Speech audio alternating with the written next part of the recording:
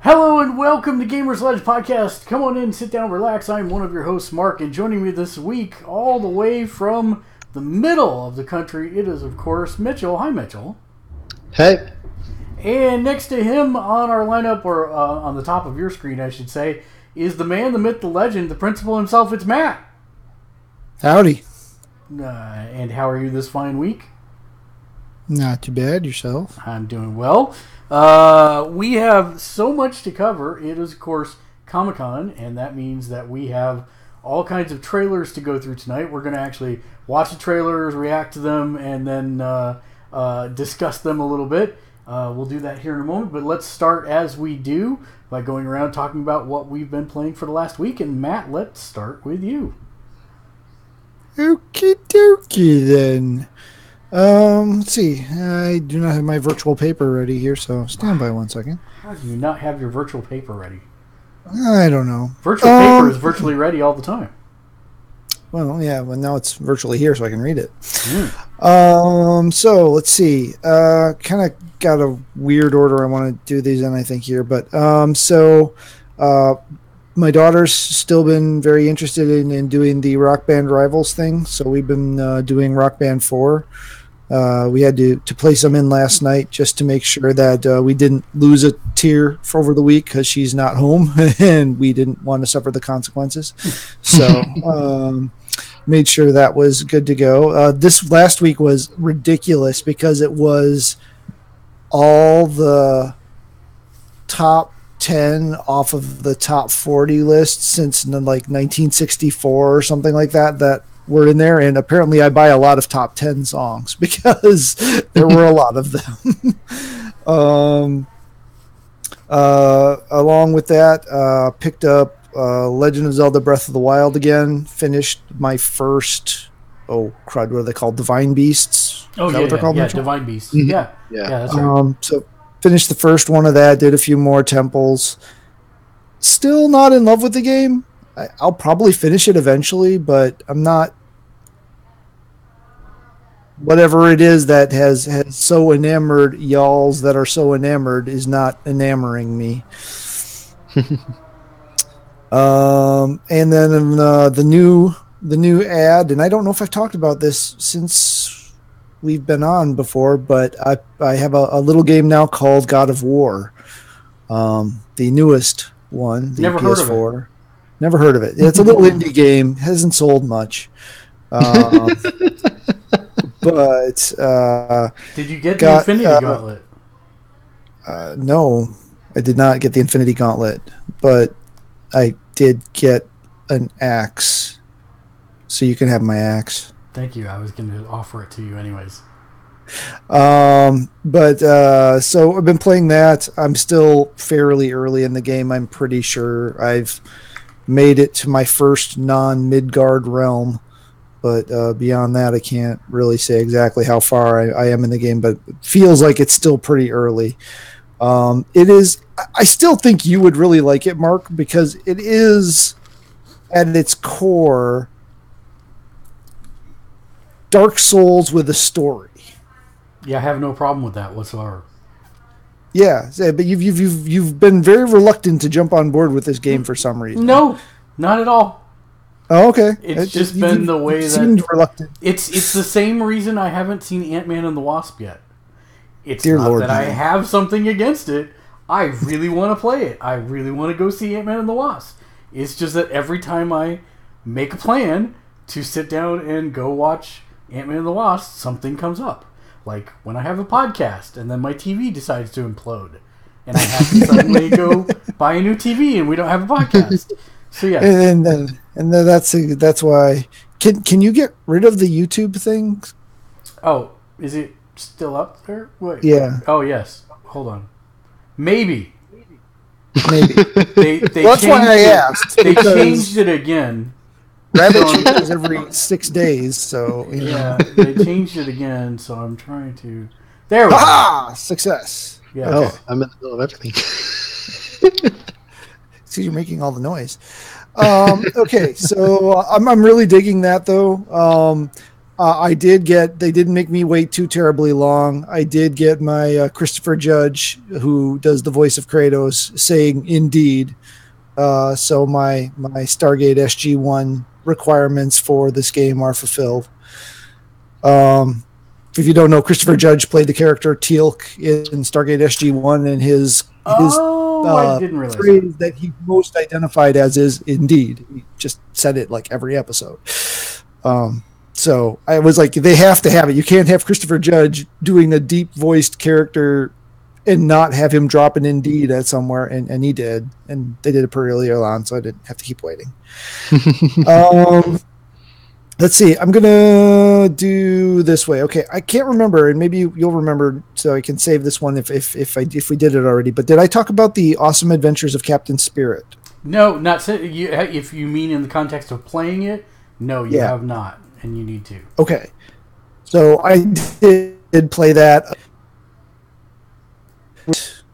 2 weeks ago, and I forgot, and then last week your TV exploded, and now we're here to this week. Right. So the Awesome Adventures of Captain Spirit is the interlude between Life is Strange and Life is Strange 2. I haven't played Before the Storm, so I won't get to. I don't think there's any connectivity to that whatsoever. But so it's if you take your time, it's probably about 2 hours. You can probably get it in an hour and a half, maybe a little bit less if you're really just barreling through. But it is about Mitchell, is he about 10? I think somewhere around there. He's a young kid. 10-year-old kid you're playing, a boy.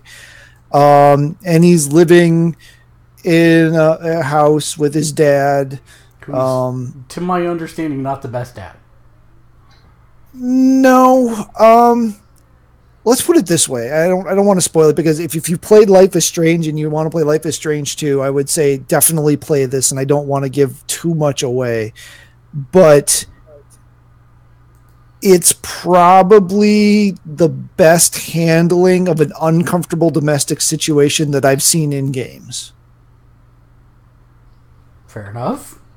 I haven't lived through that type of experience, so I can't say from personal experience, but it was poignant and relatable in a way that I've not seen before. It's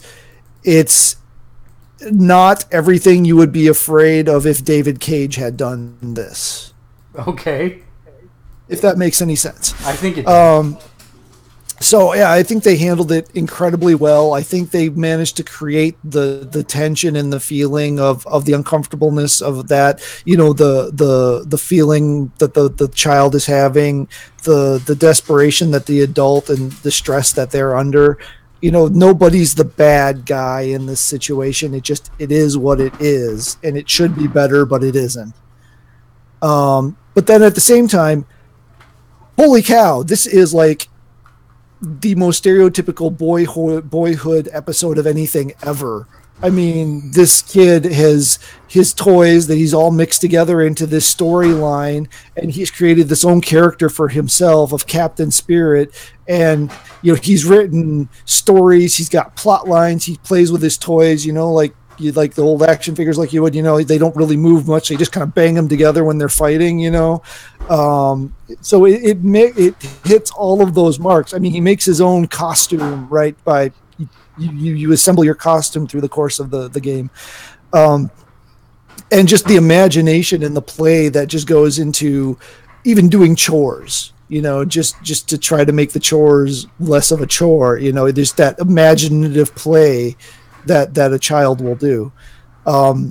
It's pretty amazing. If this is the quality of stuff they're going for with Life is Strange 2, it's going to be better than the original. So if you had to call out 3 things that it was great for. I would say the tone of it, the writing, I guess I can't really think of a third thing. I I mean, was the voice acting good? Voice acting was great. Yeah, voice acting was great. Graphics are fine. They're not going to set the world on fire or anything, but they're fine. Right. It does have the world's worst puzzle ever in it, though, however. Like, virtually, I could almost not imagine how anyone ever figured that puzzle out. I didn't figure it out. I finally broke down and then looked it up. Terrible, horrible puzzle. It's not in the main storyline. It's kind of a side quest thing, so it's not vital to your understanding of it. But, if you're a completionist like I am, it just drove me nuts that I couldn't figure this stupid thing out. Then I find out the solution. I'm like, okay, yeah, I would have never figured that out. So David probably love it because he loves those old impossible to figure out puzzles. That would require him to actually play a game and not just buy it. Well, yeah, it's not on the Switch, so you know exactly. You have to actually buy it on the Switch, and then maybe it would get played. So if you had to put a score on it, is it worth people's? In this case, it's free, so their discretionary time. Yeah, I mean, if you have any enjoyment of that type of game whatsoever, I mean, it is very much that type of a game. It is an evolution of the old LucasArts point and click. It's kind of the complement to the Telltale formula, right? It's different but similar. If you have to be shooting things, and then this is not going to be your game. If you want a nice little, I would call it a slice of life, literally no more than 2 hours of your time. I'd say it's a solid 9 for what it is. But yeah, I really enjoyed it. I'm actually more excited about Life is Strange 2 now than I was anticipating being. But I do have to go play Before the Storm because it's been sitting on my system for forever, but too many other things. Then the last thing I want to touch on quickly, and maybe this won't be quick, depends. No Man's Sky. Never heard of it. Never heard of it. Little indie game, sold like 5 copies. Well, it is a little indie game. It sold like 1.5 million, and then I think 1 million of them were refunded. So, that's an exaggeration. But perhaps, it is currently for 2 days now. It's been the top seller on Steam. Yes, it is. So it has. I think it's on sale. What do you think now that they have enabled multiplayer and because that doesn't strike me as a selling point for you. Yeah, I haven't tried the multiplayer out exactly. But I booted it up the night before Next dropped, just to kind of refresh myself on where the game was currently, what it looked like. Because it's way easy to go back and say, oh yeah, it always looked like this. We do that with HD remasters, right? You're like, oh, isn't this what the game always looked like? And you go back, oh gosh, no, it didn't. But this is definitely a significant graphical upgrade. I assume a lot of the screenshots I'm seeing are on PC or Xbox One in 4K because they're even more ridiculouser than what I'm seeing here. But yeah, the planet I was on when I quit was kind of a grayish blob and had no rings. And then when I popped in today, it was iridescent and had a ring system to rival Saturn. It was graphics. And also changed biome. So what? Go ahead, Mitchell. Oh, it also changed biomes on him. Yeah, the biomes and all the plants and animals and everything are different too. But that was. So the big things in the next update for No Man's Sky was multiplayer, graphics upgrade. Unlimited base building, I think, was another one. Yep, yeah, you can build. You don't have to start at one of the abandoned structures. Now you can build anywhere on there, and you can have. I'm pretty sure it's multi-planet, but you can at least set multiple bases up on one planet. But I think you can set multiple bases up across multiple planets. And were there any other big changes? Oh, everything. The currency system's all changed. All the resources are different again. Not just renaming them like they did. Remember when they did the first big update and they just renamed them all? Right. They're completely different. All the recipes are different. All of my mods and my ship and my weapon and my suit were rendered obsolete. It's like an impulse wave from the Atlas has disabled this feature, and all you can do is break it down for resources. All my blueprints are gone. None of my blueprints are there anymore. The few things that I can craft now that I could craft before, the recipes are completely different. Blaster now requires ammunition instead of energy. Okay, come on, Mitchell, help me. What else is different? You can build these little portable save points and resource generator and signal booster, which I don't know what it does because I haven't done it yet. So you can build all these portable things that you can carry along with you to do things like you have to convert carbon into, what is it, heavy carbon or something like. Well, copper into chromatic metals, and I don't know if you can do carbon. I haven't tried that. I just tried it right before here, but whatever the carbon into condensed carbon. Condensed carbon, that's what it is. So you've got this like little refinery thing. I think refineries were introduced in the base building and were a part of your base, but I never built a base, so I haven't seen that yet. So all their base are belong to everyone else. Yes, something like that. So I mean, it's just a lot of differences. At the core, it's still the same game. You're going to a planet. It's got some sort of hazards on it. It's got animals and plants and trees and rocks, and you scan everything and you get credits for it, and you build stuff and you go exploring and you find stuff. You can I think you can actually sign up to be like a mercenary or something now. There's an explorers guild, which was in the previous build, but it's different now. There's missions again still. The star bases are completely different. They're open concept now. You know, before they used to be these little small rectangles within the thing. It's all one big open area with the landing bay in the middle now. So those are all completely different. And there's tons of aliens in them. It's like, what do I do with all these aliens? I don't even know. So what it looks like a human airport. What I'm hearing is that everyone is sucked into the vacuum of space every time they open the doors to let a ship in. That's what I'm hearing. No, because it's still got the like force field blue energy thing up when you go through. So science fiction, I say. Yes, it is very much so. Yeah. The Atlas path is still a thing. I still haven't finished it because from when it bugged out, I need an Atlas stone, and the game refuses to give me an Atlas stone. So I'll keep trying that. I haven't tried it again since next may have knocked something loose that'll let me finish it finally. Otherwise, I'm just going to have to start over. Obviously, there's things that are different in this version that you kind of have to figure out that it tells you if you start over. But yeah, I think it is a nice addition. Again, I haven't tried everything. I still haven't tried vehicles, ground vehicles from the last, what was that, Atlas? Was that the last one? Whatever the last version was called. Or base building. So there's still elements from the last revision that I never messed around with. But I mean the space mining seems to be improved. That's you talking. Yes. Overall, it's a refined experience from what it was. If you're talking.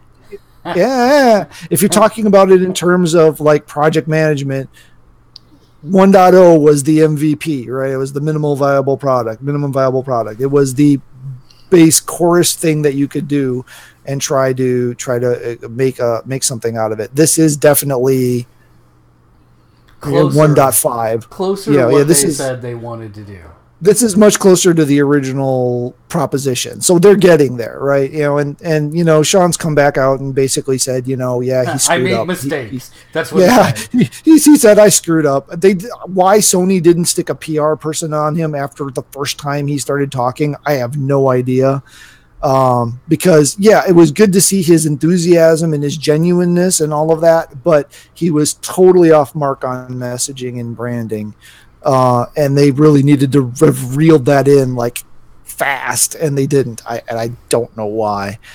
But now the game's on Xbox, the game's on PC, the game's on PS4. I think Switch is the only thing that doesn't have it now. Major thing that doesn't have it now. It's a solid thing. I think on Steam it's on sale for $30 right now. I think $25-$30.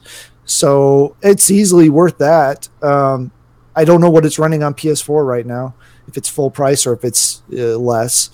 But yeah, I'd say it's solid fun. I would like to try the multiplayer component just to see how it plays out. You actually can kind of choose off the bat whether you want to specifically do multiplayer or if you want to jump back into the single player, but people are in the single player world, so you can run into and just natively what would that be called, just hang out with them, right? You can just now just within the context of the games link up together.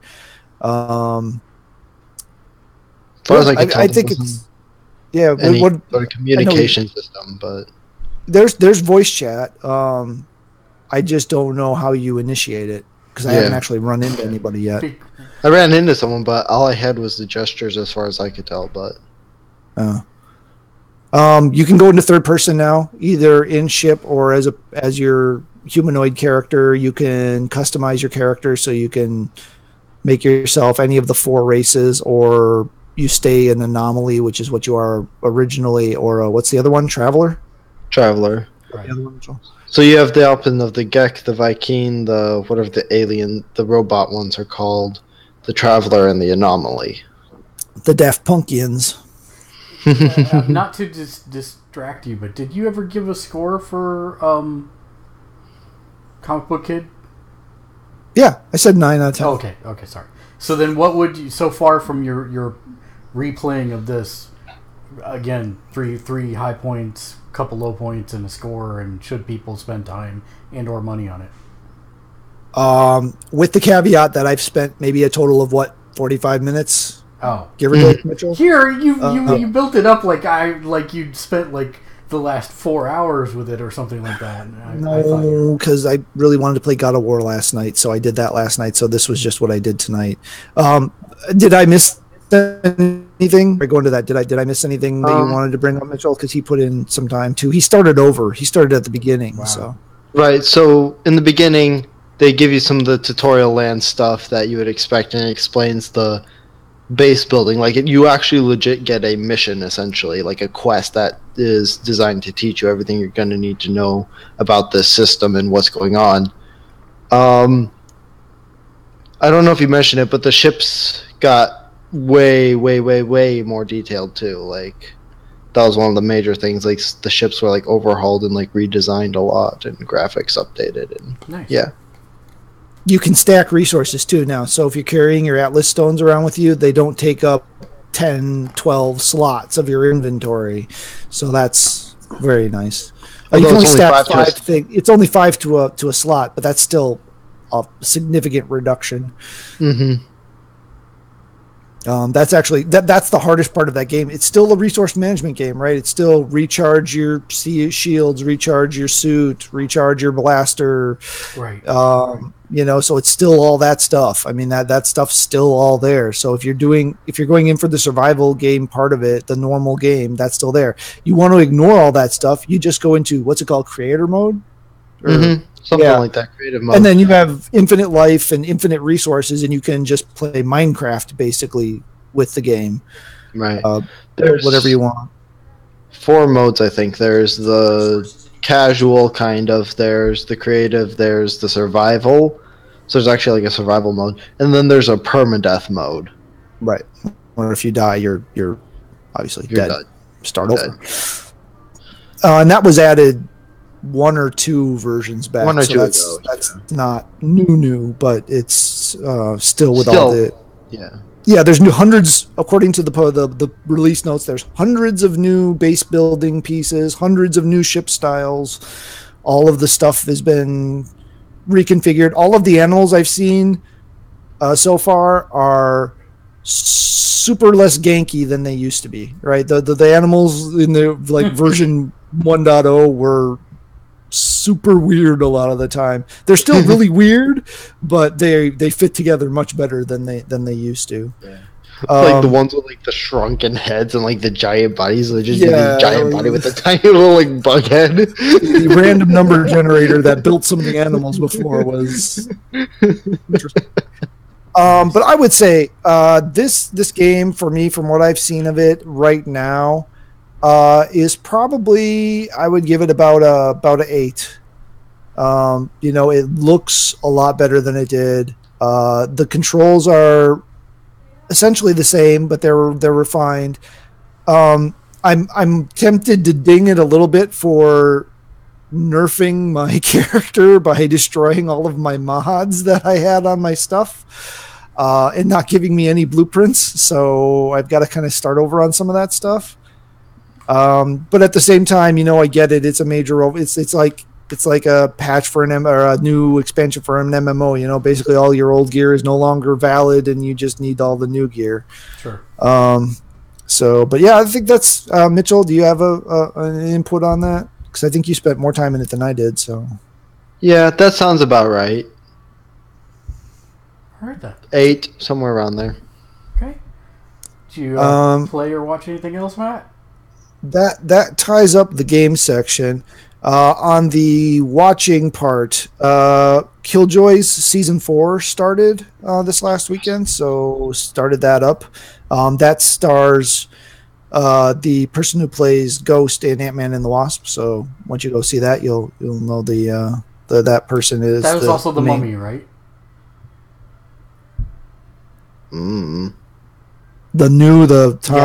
Yeah. Might be. I don't know. I'd have to look that one up. I didn't see the Tom Cruise. The villain with the villain in the James Bond new James Bond movies that were not James Bond but are better than the actual James Bond movie. Kingsman. Kingsman. I haven't seen either of them either. So what? Okay. I know. Okay. Anyway, so season 5, the last season, they said there were going to be 2 more seasons and they were going to tie everything up. So they've got season 4, and then we'll have season 5, and that will be the end of that show. And then we'll have no more Killjoys or Dark Matter, and I will be sad. We caught up mostly on Cloak and Dagger. I think we're behind last week's episode yet still. How is it? Oh God. I'm trying to figure out how to say this, right? Mm-hmm. I am not the Cloak and Dagger aficionado that you are, so I am not as attached to the lore as you may be. It is different. I will just go out and say it probably leans more toward the ultimate version, but still even different from that. Okay. This takes place in New Orleans, so that's one difference, right? They're sure. not New York. Right.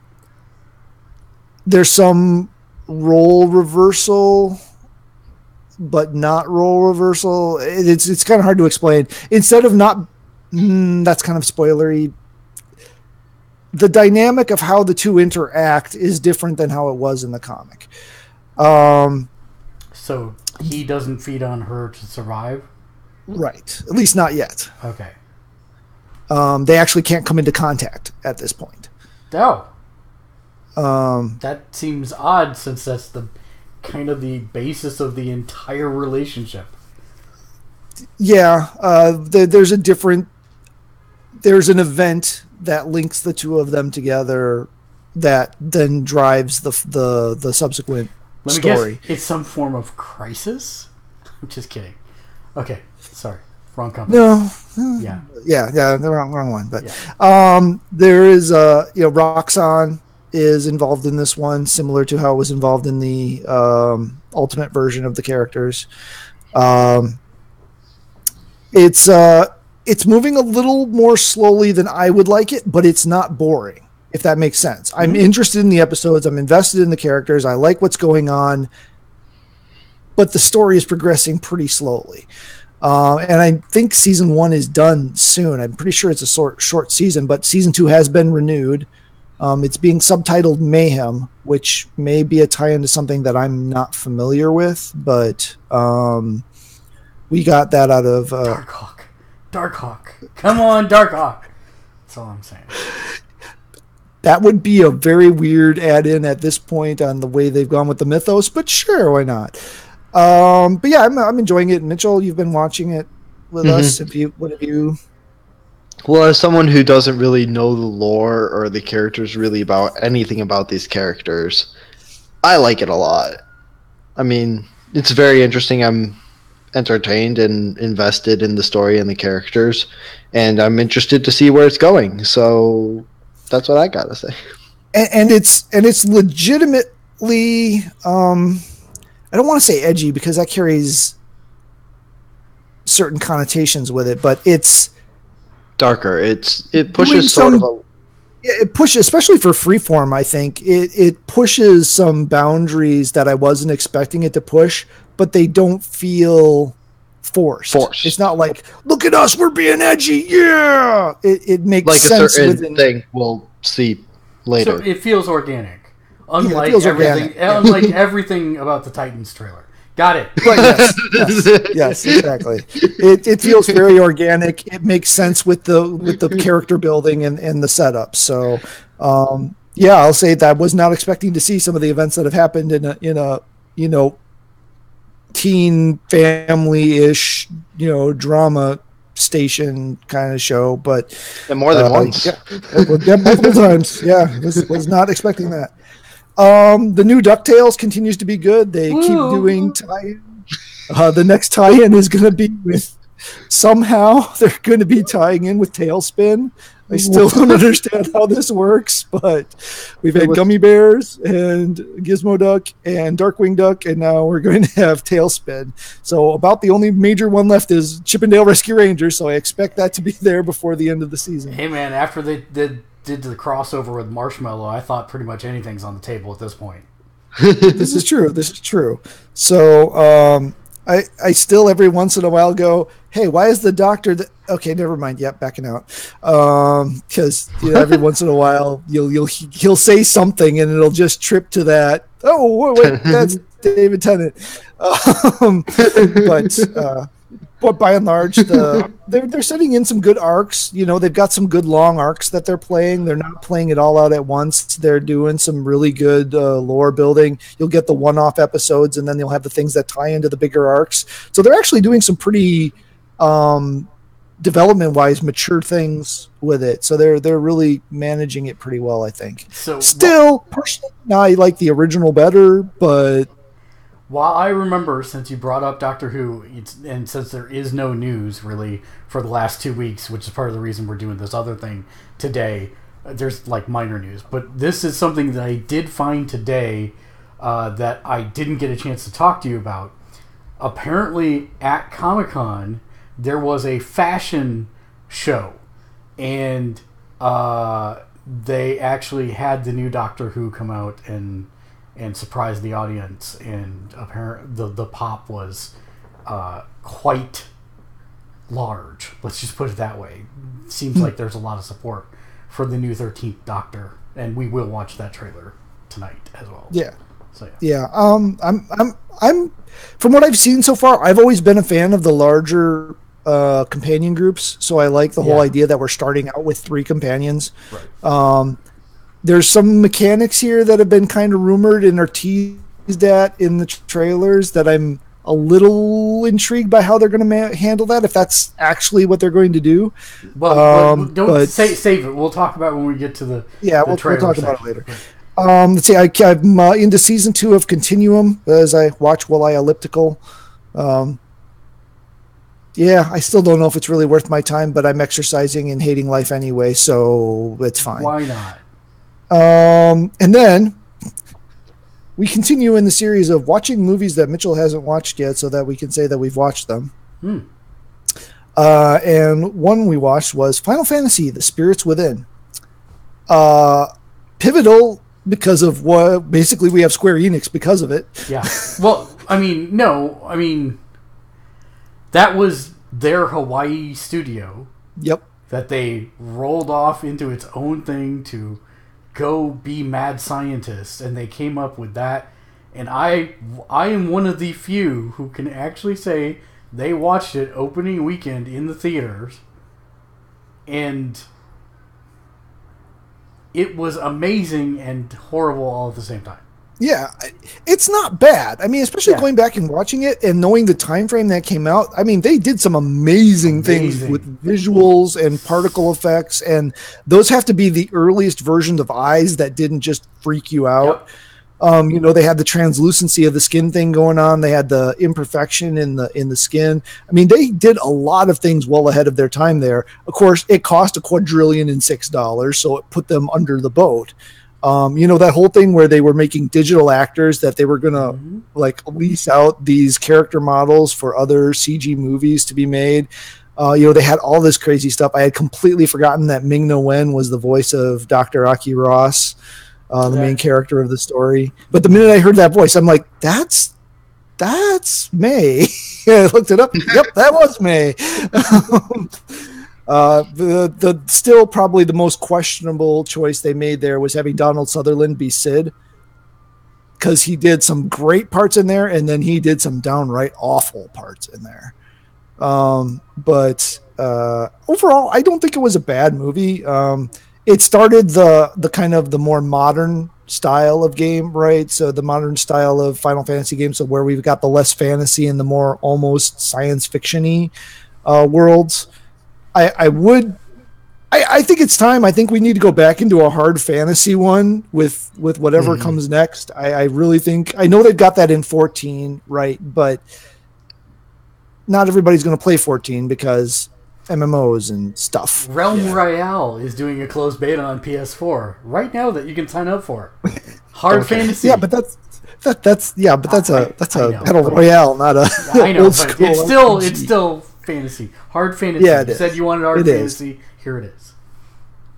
But overall, I think, I would I can let Mitchell say what he thought of it when it comes to his turn. But I think, I watching it again, I wasn't aghast, right? It wasn't something that I was just going, oh my gosh, this is horrible. I still think it held up. The story was actually not bad. I think it was a decent story. It wasn't set the world on fire, but I think that movie unnecessarily gets crap just because it kind of spelled the doom for Square of old. Yeah. But then we also watched Aliens, a classic sci-fi action movie, of the lots more explosions. Lots more explosions, yes, a lot more explosions. One alien was not able to wipe out all the people in that one. Mm-hmm. Game over, man. Game over. Yeah, a lot of tropes and cultural icons from that movie that he hadn't seen, but now could tie the idea back to the source material. And again, comes out at night, mostly. Some iffy FX work there in places, but for the period of the stuff, but right. And then lastly, we watched Atomic Blonde, just because that had kind of been on the list of things and hadn't had a chance to watch it yet. It's on my list, but I have not watched it yet. It's good. It's good. It's not great. That gets to spoilery territory. It's hard to talk about the movie without being spoilery. I loved all the elements of it. I loved the spy elements. I loved all the 80s music. I loved the end of the Cold War setting because I remember that. Wait, she's in that one too. She's the French agent, right? That same person. No, that's a different actress. Oh, that is a different actress. Okay, I thought for sure that was the person. Okay. No, that's a different actress.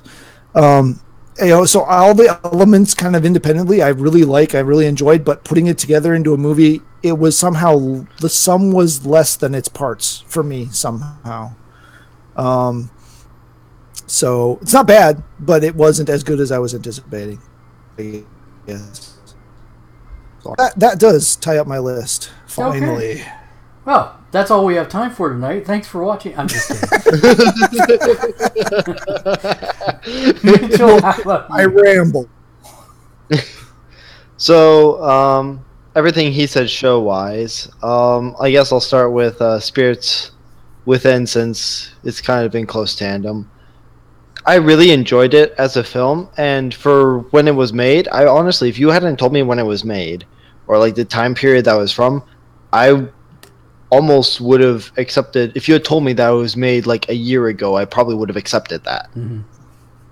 Because I mean, the graphics look better than some of the in-engine graphics in some games today. Right.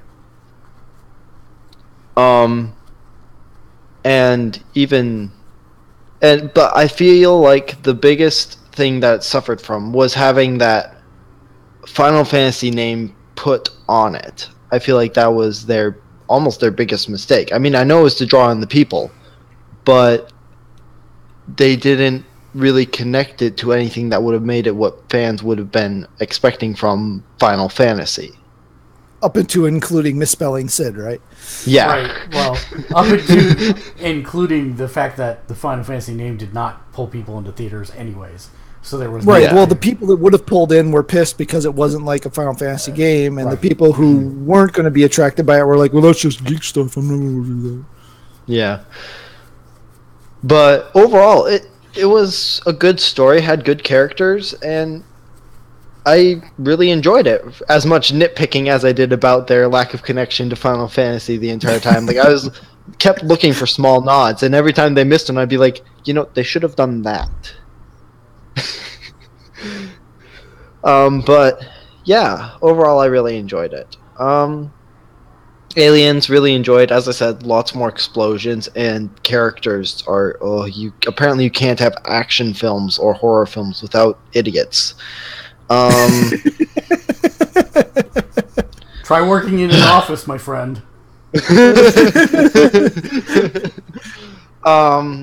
So yeah, that's that. Atomic Blonde, I enjoyed it a lot.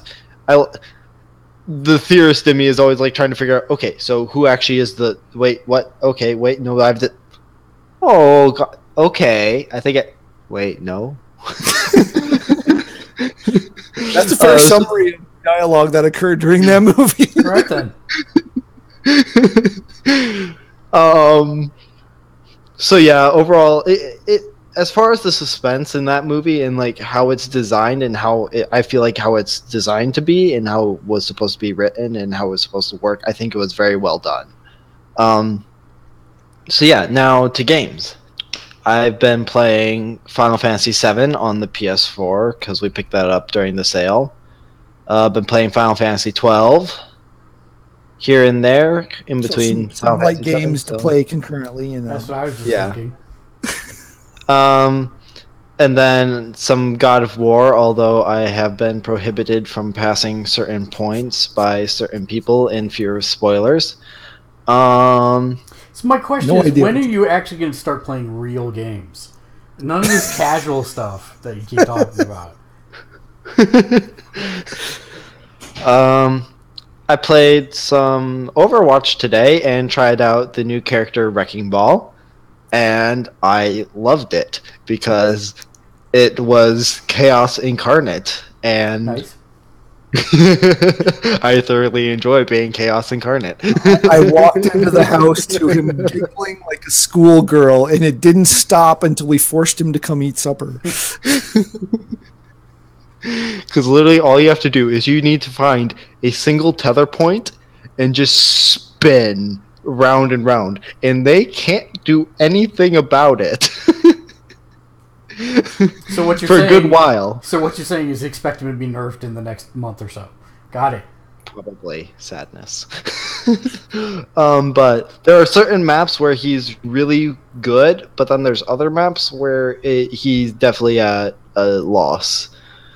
But yeah, what else did I do? His weapons are really, really weak, though. Like his guns don't do weak. much. So maybe they'll nerf his wrecking ball damage and up his ranged weaponry damage. I don't know, but let's see what else. I probably did some Smite. Probably. I played some Legend of Zelda Twilight Princess because I have yet to finish that, and I just play that sometimes when when someone else is using the upstairs TV, essentially, and I feel like playing something. I played some Pokemon because I could. phone games, I've been playing Opera Omnia. I've been playing Fire Emblem Heroes, FFRK, and Pokemon Go, actually, recently, because I've just had more time and felt like doing it recently.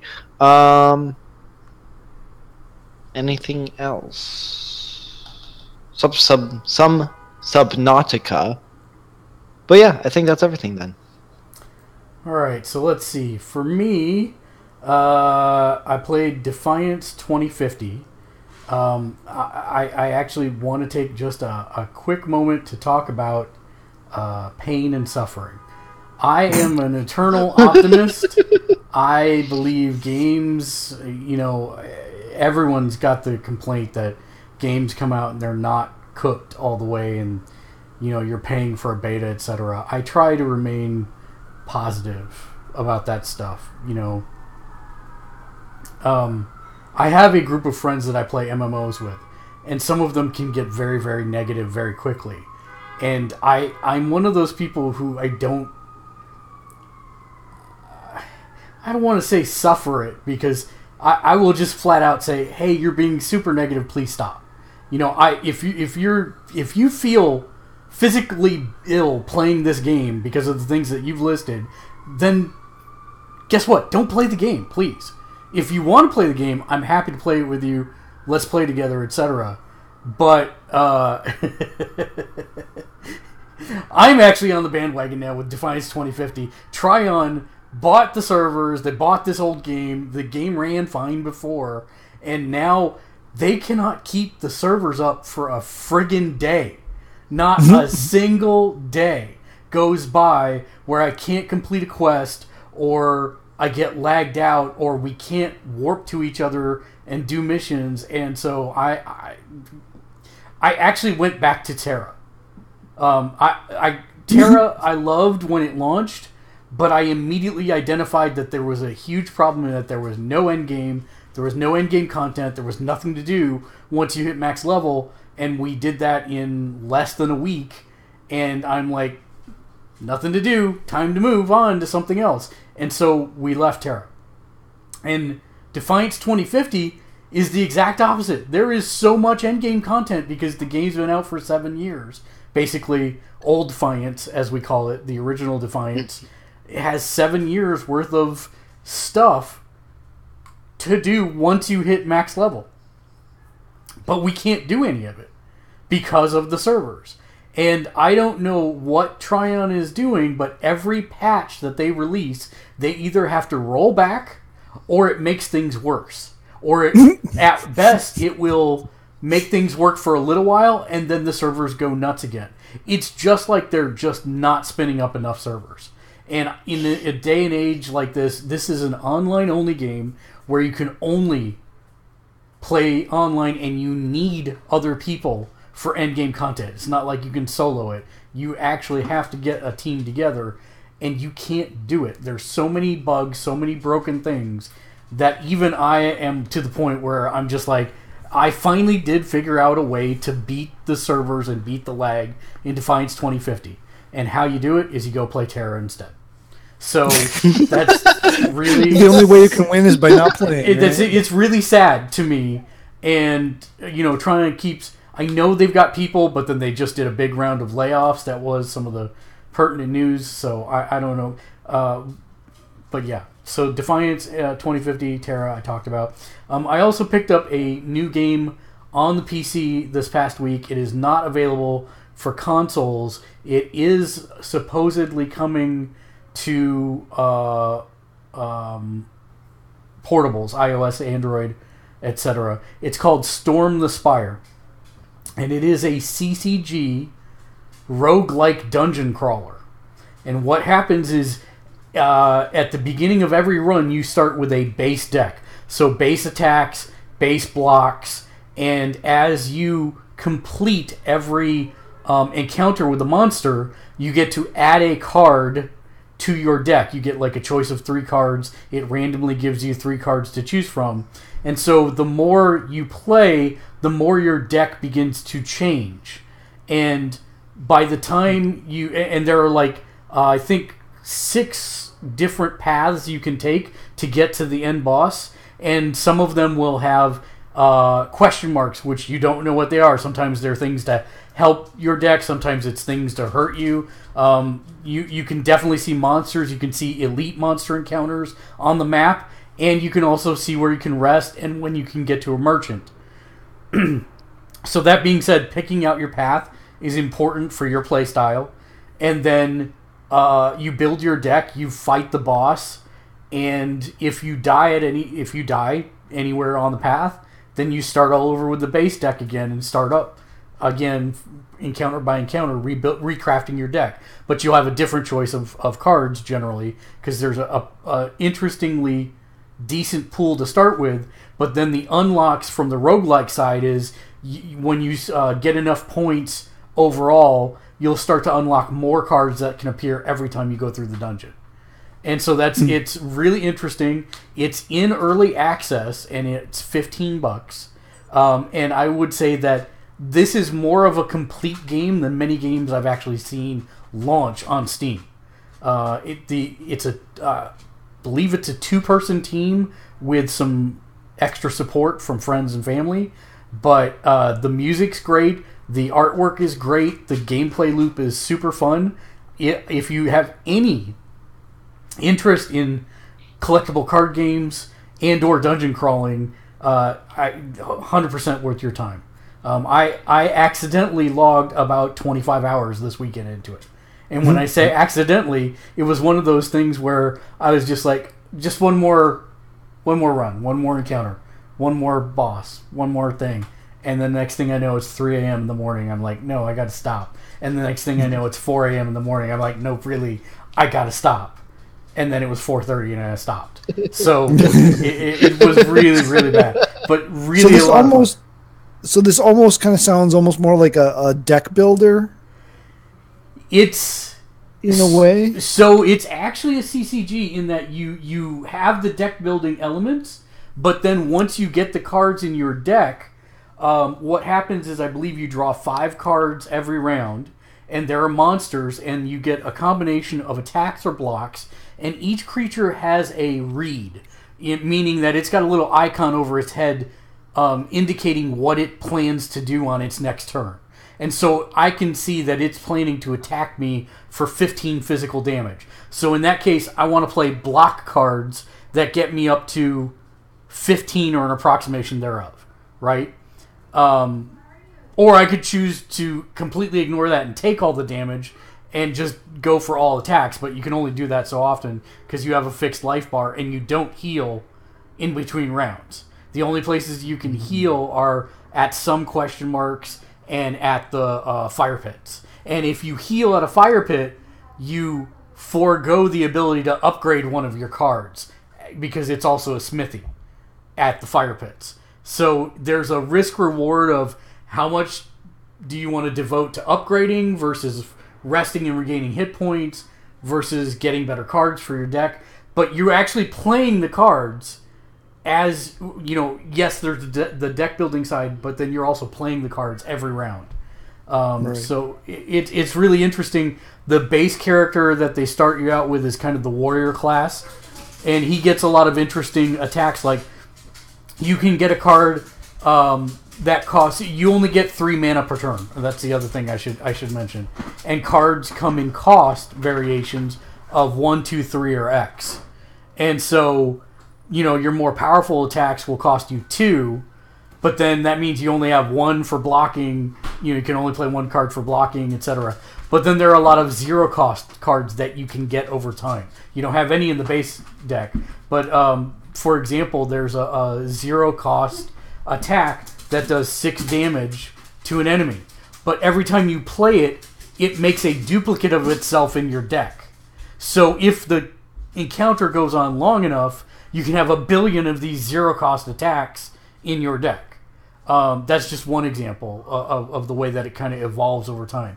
But there are cards that you want to be on the lookout for and cards that are not so useful, etc. But yeah, it's actually really, really interesting. And then the second character you get is actually kind of a thief who does sneak attack and poison damage. And poison damage is kind of a damage over time, so you amass as much poison as you can, and it damages them for that much, and then it loses one every turn, so it's more of a damage over time effect. So different mechanics for the different characters. I haven't unlocked the third one yet, but super fun, and I've had a blast with it. Right now, I mean, just based on, I'd say the 20 to 25 hours I've played on it, I would give it probably a 9 out of 10. It's that much fun. And for the price, it's really, really good. But again, PC only, so just FYI. Jurassic World Alive on mobile just had a huge update today. The encounter rate with dinosaurs has gone way up, so now you'll find more rares and epics in the wild. They also did a lot of balancing, so velociraptors aren't quite the king of the food chain as much as they have been. And then they have also removed all the ads, which is good. Was it a pay? Is it a pay that? So it's you don't have to spend a dime on it. Okay. However, But they do have a $10 a month VIP status thing that does some things. It extends the range at which your drone can collect. Basically, you can see them on the map, right? But there's a range as to how far away they have to be within in order for you to try and collect their DNA. This extends the range out to like 200 meters in real life. So it's a pretty huge area with the VIP. I think it's 100 or 150 with the normal one. So you actually have to walk farther if you want to collect stuff. Like, I sit in my house and collect stuff sometimes. So, that type of thing. Also, I think it gives you double rewards from the Pokestops. So you get extra darts, extra coins, etc. One of the interesting things is I did find a program that finally allows me to live stream my screen and my microphone while I'm out in the field. So I can actually stream while I'm playing out in the park or whatnot. So I tested it out, and Mr. J Nice was very nice and helped me test it out, and it actually worked pretty well. So that's something I might be doing. And then also have gotten back in a very large way more than I planned to, Magic the Gathering Puzzle Quest. It's like taking two of my favorite things and smashing them together in a way that's super satisfying. So been playing the hell out of that. And then also, since our last podcast, Star Trek Adversaries has launched on the iOS store, not yet on Android, but I think there's a beta going on maybe. Matt, did you ever play the old Star Trek CCG? Yes, a very, very, very, like maybe half a dozen hands. Okay, well, it's actually a simplified version of that, very reminiscent of it. And the nice part is that the battlefield, you're actually a fleet admiral on your ship, summoning all the cards to fight on your behalf. And so it's interesting because you summon a ship, and every ship generally has its own power, but then there's two stations within every ship, an attack and a defense slot, and you'll get personnel cards that not only raise the attack or defense of them, but then they have their own effects that play. And it's actually a pretty deep card pool even for just starting out. And this is another one that you do not have to spend a single cent on. If you simply log in and play the game, you generally end up earning rewards, so it's kind of nice. And they give you, which I've never seen anything do, I believe they give you 2 epic cards right out of the gate. So you get to look through the entire list of cards for the entire game and pick what 2 epic ones you want to start building your deck around. So it's kind of cool. And they have Klingon, Federation, and Borg. So that's kind of interesting. Absolutely love it, by the way. They need to stop making... Like, there's been a dearth for me in the mobile space for a while now, where there's just nothing that has piqued my interest. And now it's like I feel like I'm being crushed by my mobile games. There's too many of them that are so good. On the watching front, because we got to get the videos, I finished Supergirl Season 3. Other than the criticism of Krypton is a dead planet and there shouldn't be this many Kryptonians popping up. Other than that, really good. That's my only complaint. I started Somebody Feed Phil Season 2, which dropped, I think, 2 weeks ago.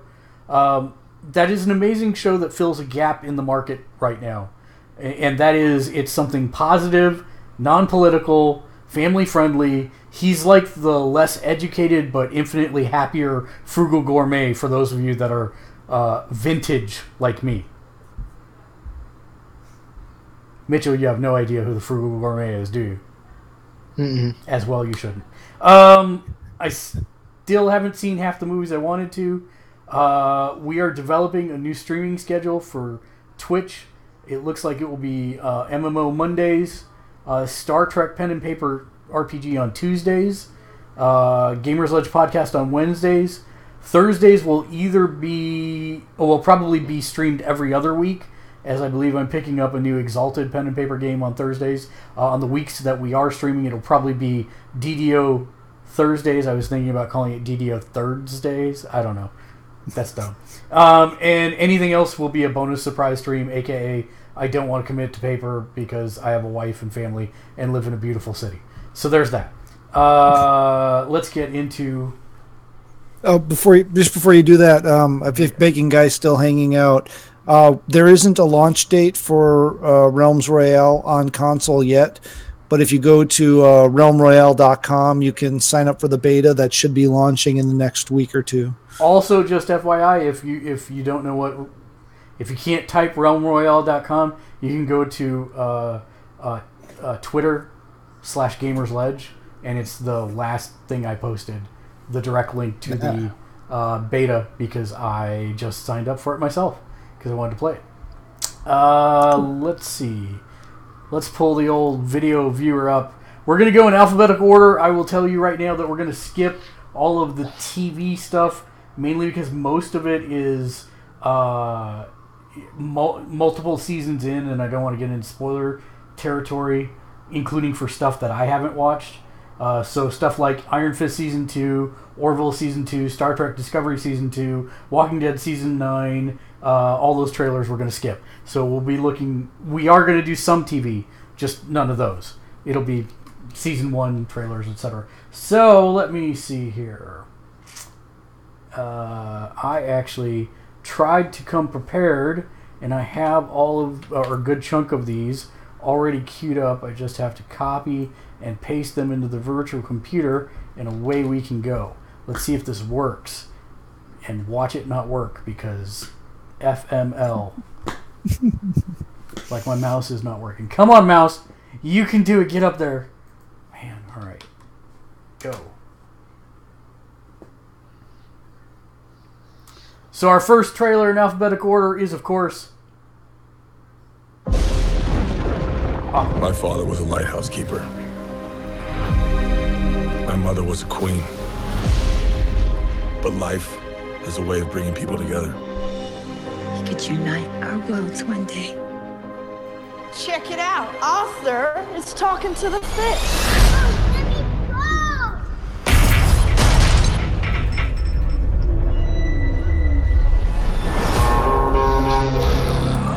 They made me what I am.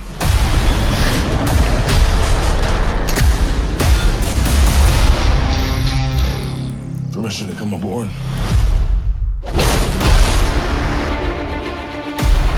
I've been looking for you.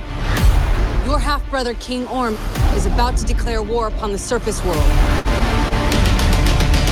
The only way to stop this war is for you to take your rightful place as king.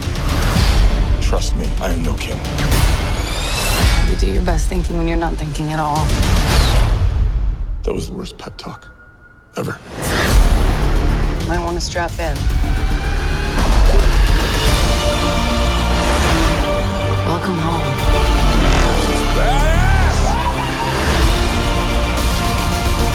My brother has come from the surface to challenge me for the throne. I call it an ass whooping.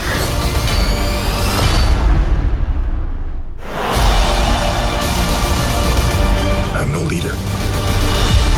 I came because I have no choice. save my home and the people that I love. You think you're unworthy to lead because you're of two different worlds. That is exactly why you are worthy. That was awesome. The war is coming to the surface, and I'm bringing the wrath of the seven seas with me.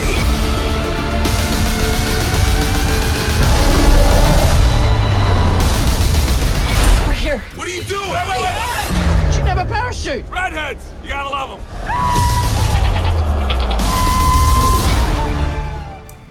So, does anyone else notice exactly what I noticed on first viewing of that? That they stopped using the gray filter over everything for most of the trailer? Yeah, and it looks fun for a change. Yeah. You know, Well, I mean, Jason Momoa has just almost rock level of charm when he wants to. Yeah. And he's definitely being allowed to use that in this film, right? You know, I still am. I don't know how I say this. I still worry that he is not strong enough to carry a full movie in terms of.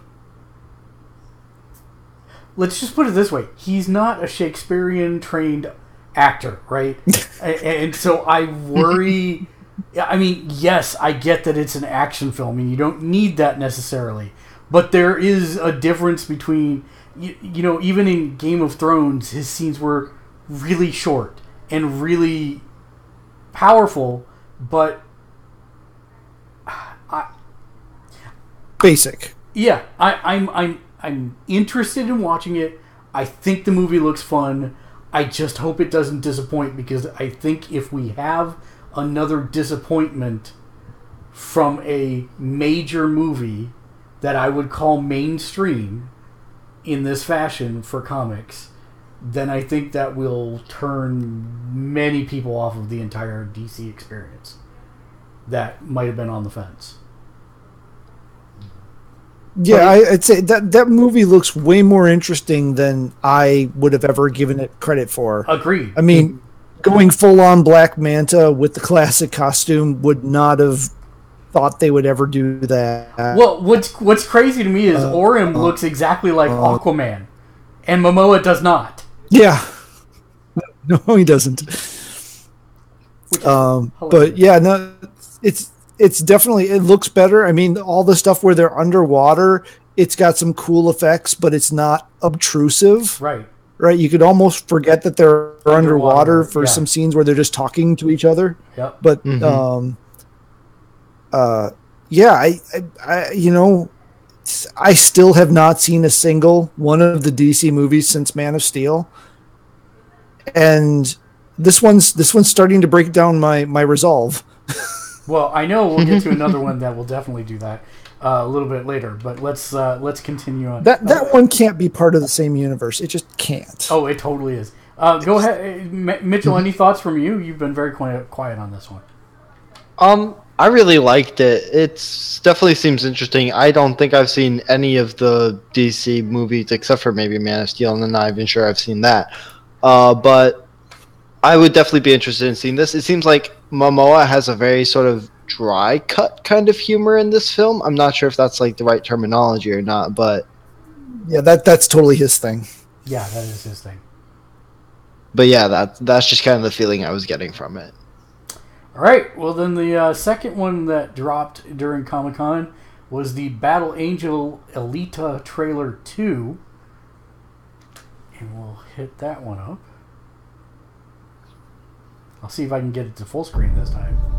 You told me the story of the war, when the ground shook and the sky burned. Work. Of the ones that survived, who awoke to a different world, where the powerful prey on the weak.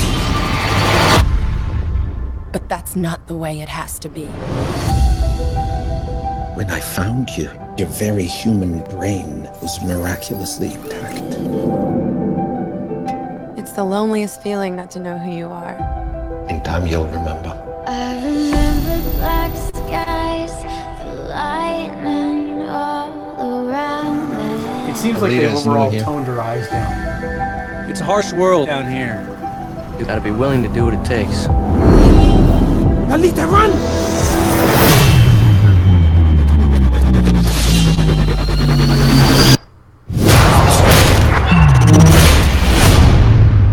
My God. She's the last of her kind. She contains technologies that have been lost for 300 years. Let me show you something.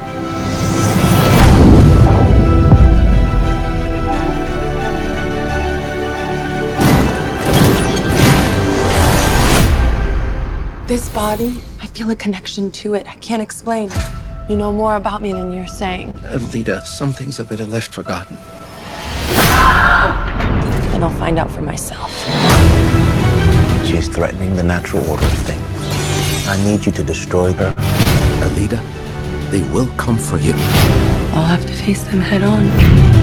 I'm gonna need you to stand way back.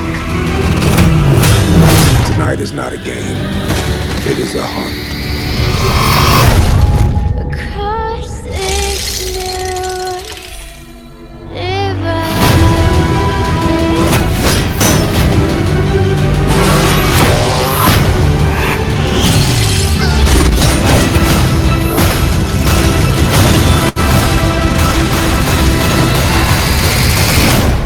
I'm with her.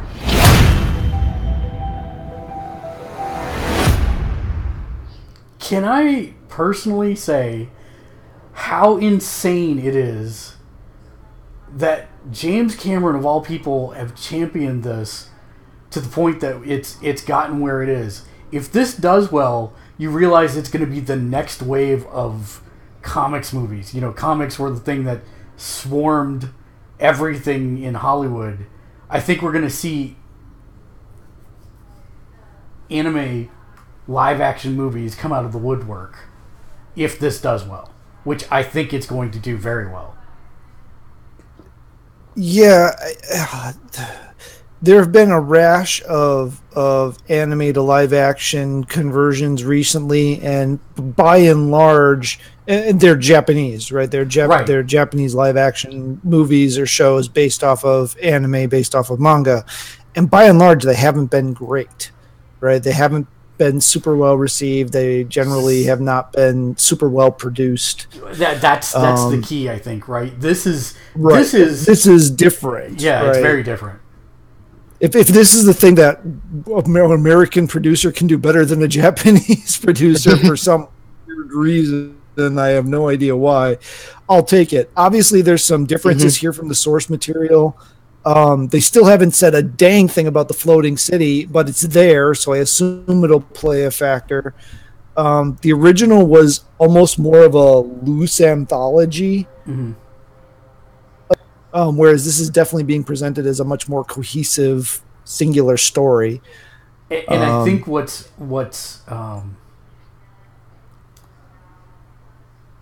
when I first saw the Ghost in the Shell trailer, something rubbed me the wrong way from frame one with Scarlett Johansson as the main character, but I do not get this feeling with Alita. And I have to say they toned down the eyes, which is good, because I think that was... It was too creepy the other way. She had friggin' kitty eyes. It was like, I mean, I know they're going for the anime style eyes was the whole point, to make it clear that she wasn't human. And they're still there, but they're not nearly as bad as they were. Yeah. And I think that the first thing I noticed when that popped up, it's like, oh, they toned down the eyes. That's good. Yeah. Although I noticed the villain was Cornell.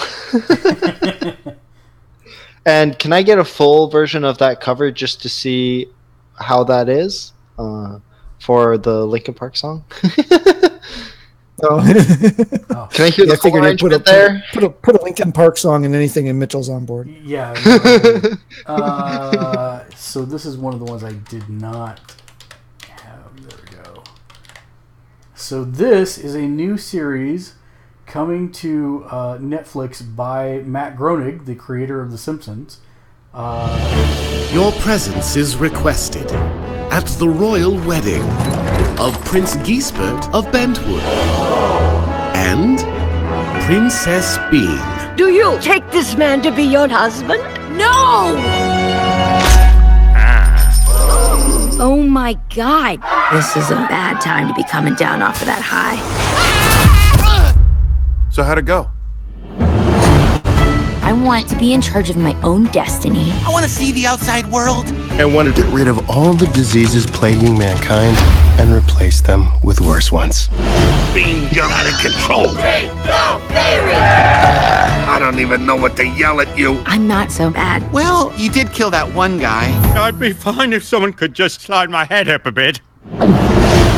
Isn't there a point in everyone's life where they need to go and figure out who they are? Whew, I'm a good butcher. This is a pet shop.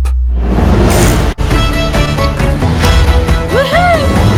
What's this feeling I don't want to drink away? That's hope. I've got a bad idea! What's bad about it? Oh, never mind, I see.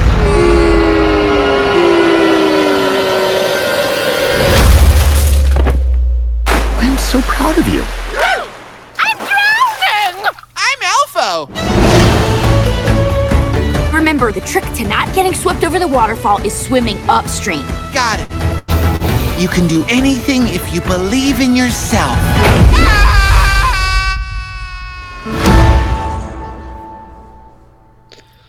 So I hate to say it, but I actually kind of want to watch it. It looks interesting. I'm not sure if that's good or terrible. Yeah, but that's exactly where I am. It's good enough that I actually want to watch it. It looks like it's got a little bit of terribleness to it, and that's attractive too, actually. So I don't know. It's definitely complicated. Yeah, Matt, you're strangely silent. I think we broke Matt. Is the short answer there? I can't see myself allocating time for that at this juncture in my life. Wow, that I didn't realize you were on trial, but thank you, Mr. Secretary. All right, well then with that, we'll move on to one that I need to catch up on the last season of. All of this is new to me. New faces. New worlds. New times. So if I asked really, really nicely, would you be my new best friends?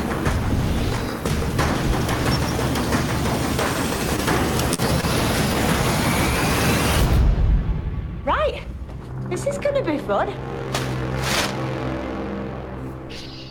It's so short. Yep. Seriously. They're really playing the whole thing very close to the vest. I mean, there've been a handful of like 30-second vignettes that have come out too, focusing on each of the three companions, which I have not watched. But yeah. And there's not a lot there either, other than And get by the used way, to this face. You're going to be seeing it. By the way, isn't she the 14th Doctor? No, she's technically the 13th official Doctor because the War Doctor doesn't technically count as a number. He's War Doctor. But how does that work? That he's technically not only the number? 13th. Come She's on. only technically the 13th Doctor. Because the War Doctor technically isn't technically a Doctor because he's the War iteration of the Doctor, so he's not technically the Doctor. Oh boy. Because that face doesn't bear that title. Except that face he is didn't go badass. by the Doctor, so she's the 13th Doctor. It's Right. the 14th. Yeah, I get it. 14th incarnation. Yeah, I get it. Hashtag spoilers for. Yeah. Yeah. If you haven't, yeah. A long time ago. It's been a number of years now. Yes, but yeah, number of years. the rumor, and this isn't a spoiler because it's just a rumor, but the rumor on this one is that we may go almost the entire season without a TARDIS, and that she's actually traveling without a capsule somehow. And we see a lot of in the other vignettes. You see a lot of the I'm going to forget what it's called now, but the energy from inside the TARDIS console. Right. You see that like seeped in everything and around all the companions and stuff. Yes, because even in that first trailer they showed the guy's newspaper changed to the Matt Smith newspaper that he always used to, or the comics that he always used to read, and somebody's pizza regenerated, which we haven't seen inanimate objects regenerate since like I think the second or third Doctor, if I remember right. I'd have to go back and check, but it's been a long time since inanimate objects could regenerate from being around the Doctor. And I'm actually wondering if the TARDIS explodes. I don't know. Yeah, that's my current. Yeah, we don't know yet, but it's interesting. You know, they're literally looking to change everything about it. I mean, the sonic screwdriver design is radically different. It looks almost more like the Master's laser screwdriver from Tennant's second to last season. But yeah, it's definitely interesting. You know, they're going for this overhaul, and I've heard her talk before. I've seen her in other things, and I don't know if she's always been speaking with a more southern Great Britain accent, but she definitely is like playing up the North style accent. Super hammy. I'm actually a little worried about that. Yeah, because I mean, a lot of the Doctors have been from, you know, the northern parts of the Isles, so I don't know if she's doing that on purpose because of that. Usually they just use whatever accent they've got, because Smith obviously wasn't. He is, you know, I think he's from England proper. And I'm sorry, I don't have that one on the list of things to cover tonight, but the World War Z spin-off movie that he's in, do you know what I'm talking about? No. So there's a new World War Z sequel movie / spin-off movie, about that. And he's the main character, and he's using an American accent, and it blows my mind. Oh, Tennant? No, Smith. Oh, Smith. Oh, okay. And it blows. He used an American accent in Terminator Genesis, didn't he? Well, since I will never watch that. Yeah, probably. I think he did. Yeah. Anyways, it's like so good that I would have never guessed he was British. Like, it's that good. And I've heard him multiple times. Yeah. Tennant's is surprisingly good too. But for Doctor Who, he way toned down his Scottish accent. Right. Yeah. All right. The next one, I'm interested to hear the panel's thoughts on. Oh dear.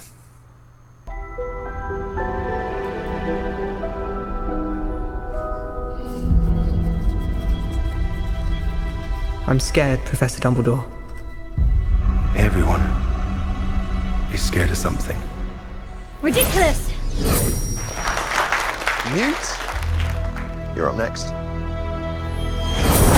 That's an unusual one. What Mr. Scamander fears above everything else is... having to work in an office, sir. Go ahead, Newt. Ridiculous!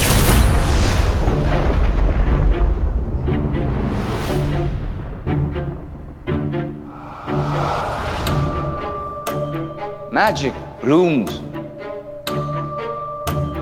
only in rare souls.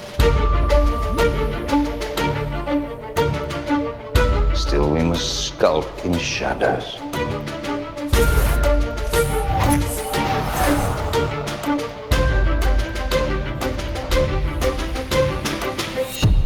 But the old ways serve us no longer.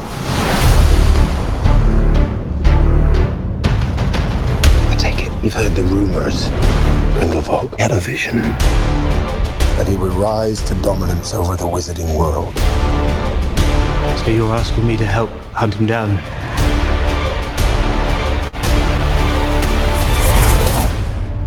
I can't move against Grindelwald. It has to be you. In your shoes, I'd probably refuse to. It's late. Good evening, Newt. Oh, come on.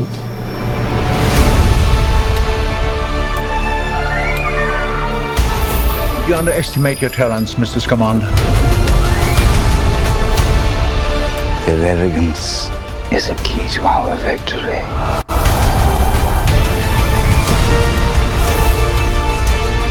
Muggles are not lesser.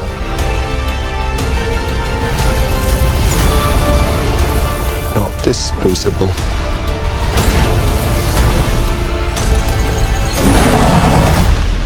You're too good, Newt. You never met a monster you couldn't love. Credence!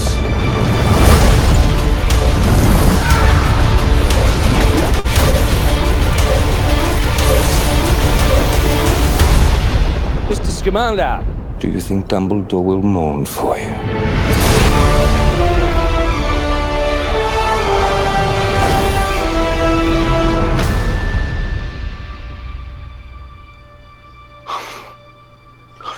Are you a ghost? No, I'm alive. But I'm an alchemist and therefore immortal. Oh. Nicola Flamel. Jacob Kowalski. Oh! Oh, you don't look a day over 375.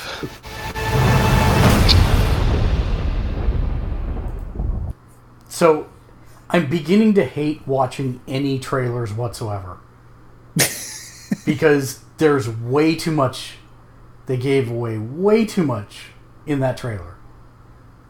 And I don't want to get into spoilers and point out exactly what, but yeah. But what did you first of all, did you guys watch the first Fantastic Beast? Yes. Yep. And I enjoyed it. And it seemed like a kind of like a one-shot type movie. So part of me is worried that I'm not sure why they're doing this is my biggest worry, because sometimes when it wasn't originally the plan to continue something... Oh, no, this was the original plan from the beginning. I think they even said 3 to 7 movies based on Newt. Okay. Because I like his character and how they did in the first one. That was my biggest concern, is like sometimes unnecessary sequels are questionable sometimes, but we'll see how it goes. I'm excited to see it. I thought the first one was okay. They didn't really make Newt a likable character, in my opinion. They did a lot to actually make you kind of dislike him, which was a very odd choice for me. So I'm hoping that's better in that regard in this movie. But I don't know what to think about this it's in its entirety yet. The only thing I can say is that if you listen to the first trailer's music versus this trailer's music, the first trailer almost sounded identical to the Marvel Avengers theme. It was the Harry Potter theme with the horns and slowed down like the Marvel Avengers theme, and this one sounds nothing like it. It's kind of... Yeah. I'm wondering if they actually finally got a cease and desist from Marvel to stop. It's good stuff. But yeah, what do you think, Matt? But I was actually quite pleasantly surprised by the first one. I had written it off from the go. I didn't like the premise. I didn't really care for anything that I saw about it, and then I finally watched the movie, and I was actually pleasantly surprised. It wasn't amazing, but it was entertaining. And I'm actually kind of the opposite with Newt. To me, Newt's a much better character than Harry ever was. Oh no, mm-hmm. No, don't mistake me. I agree with that wholeheartedly. I just don't like how how they made Newt basically push everyone away. And I mean, it was great when he was with the animals, and I guess it was a necessary evil for the contrast, but it kind of really made him unlikable, especially the way he treated Jacob and the way he treated the sisters at times. I didn't think it was that necessary. I just see it more as he's an outcast among outcasts, right? I mean, he doesn't fit in anywhere, even among the place where everyone who doesn't fit in fits in. He still doesn't fit in. So he's just so outside. He's kind of like the Wizarding World's Sheldon. Yeah. If you want to think of it that or way, Rain right? Man, I mean, or Rain Man, if you want. Yeah, he's just so not able to relate to people, and that's but I think why he's Sheldon's a attracted great to Beast. example, or a great analogy. Sheldon is a dick, right? Well, Sheldon has very few redeeming qualities. I mean, granted, in the later seasons, I understand they're doing stuff, but right. Yeah, I didn't find him as unlikable as Sheldon. Yeah, Sheldon in real life, especially, would be intolerable. Right. Whereas, Newt were in real life, you'd be able to tolerate him. He'd just be like, he's just kind of socially awkward in the way, like, he's not used to being around people. It's not that he doesn't like people, it's just that he has trouble relating to them, and he can relate to the Beast much easier, so that's just how he's sort of wired, it seems. It's not that he's trying to push them away, it's just... Or he does try to push them away, but I mean, it's a plot device, right? After I saw that, I actually kind of wanted him to be in the running for the Doctor, because he played that unable to relate alien quality very well. Well, I actually agree with that. I thought it was almost a portrayal of the Doctor at some points throughout the first movie. But I completely agree with what you're saying, Mitchell, of using social awkwardness as a way to isolate him further.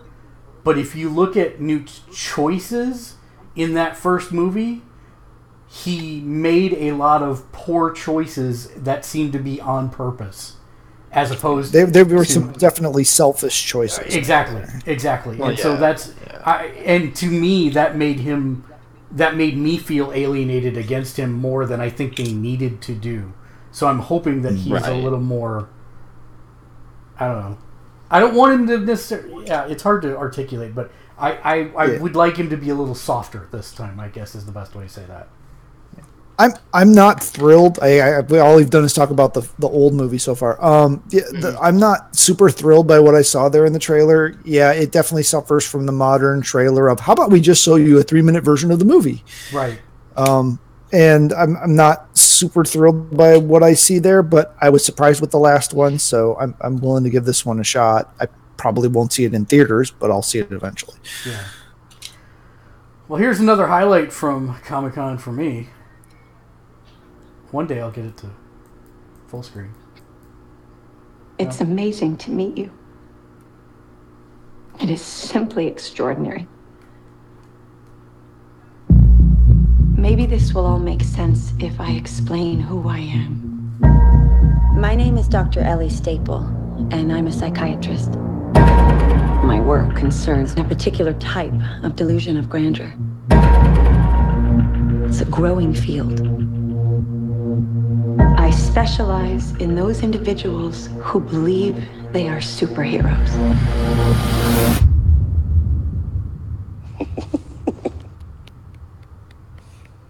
Good for you. The three of you've convinced yourselves you have extraordinary gifts like something out of a comic book. David Dunn, the only person to survive that train wreck all those years ago. What do? I'm in security. You think you have superpowers. It's a feeling. Vision. I have to touch them. You believe you are a protector. My name is Patricia. I have no question. There are 24 identities. I'm Mary Reynolds. Por favor, señora. We almost got you, bro. That live in that body with you. The Beast is coming any minute now for you guys. But what I am questioning is your belief that you are something more than human. And yet, it is true. My bones break easily. I've had 94 breaks in my life. But you have an extraordinary IQ. This is not a cartoon. This is the real world. No way. And yet, some of us still don't die with bullets. Some of us can still bend steel. I've been waiting for the world to see that we exist. May I meet the beast? I hope for your sake that he likes you. That sounds like the bad guys teaming up. A lot of people are going to die. Don't do this. Are you ready?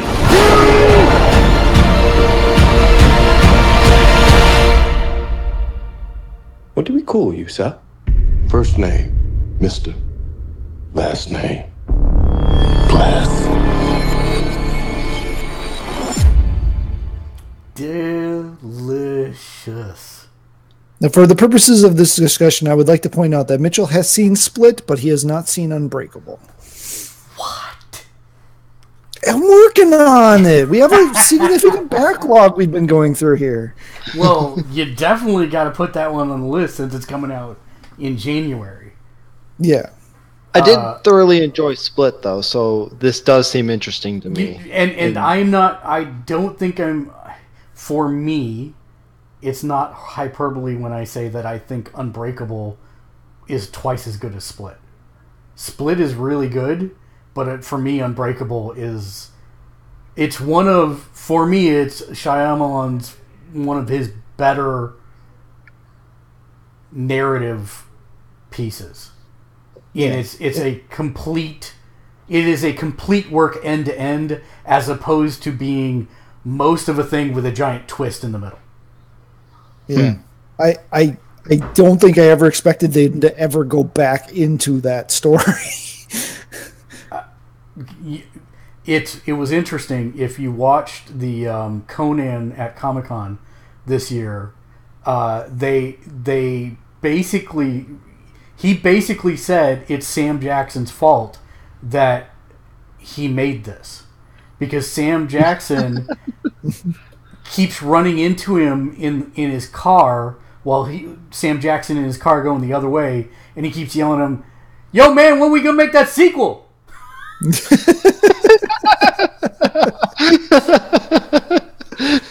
pretty good. And the thing that I think is the most interesting is how Unbreakable was made in the first place. It's Bruce Willis's fault, because Sam Jackson was in a casino in, I think it was like Bora Bora or another tropical place that's like super remote, and Bruce Willis ran into him there and was like, "Hey, I just finished the Ghosts movie with this guy. I've got a script for you. We need to do this. You need to be in this movie." And he didn't even read the script. He just said yes. Wow.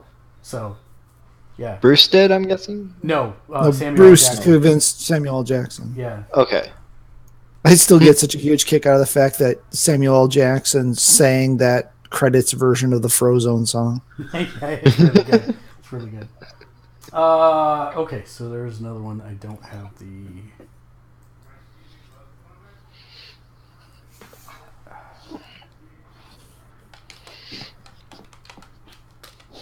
Oh yes. Oh yes. Which another movie we have to hunt down. We have to hunt down the Godzilla. Well, you need to hunt down more than that, because you know that this is actually a sequel to Kong. Yeah, Godzilla and Kong. Yeah. We've seen Kong Skull Island. We haven't seen the first Godzilla for the sequence. Oh, see, I did the other way. I've seen the Godzilla. I haven't seen Kong Skull Island yet. I have it. I just haven't watched it yet. So it's on. It's pretty solid. Yeah. All right. King of the Monsters. Our world is Starring changing. Life is Strange. The mass extinction we feared has already begun, and we are the cause.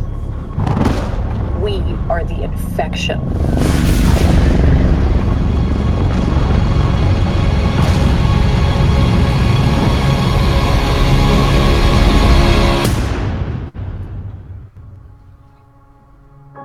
But like all living organisms, the Earth unleashed a fever to fight this infection. Its original and rightful rulers, the Titans. For thousands of years, these creatures have remained in hiding around the world. And unless all the Titans are found, our planet will perish, and so will we. They are the only guarantee that life will carry on.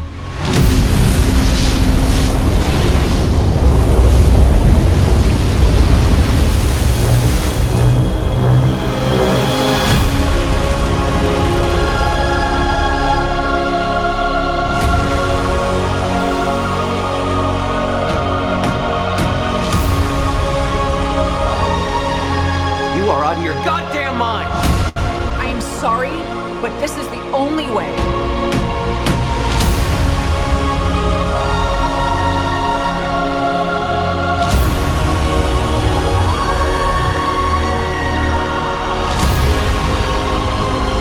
You're a monster. I'm sorry.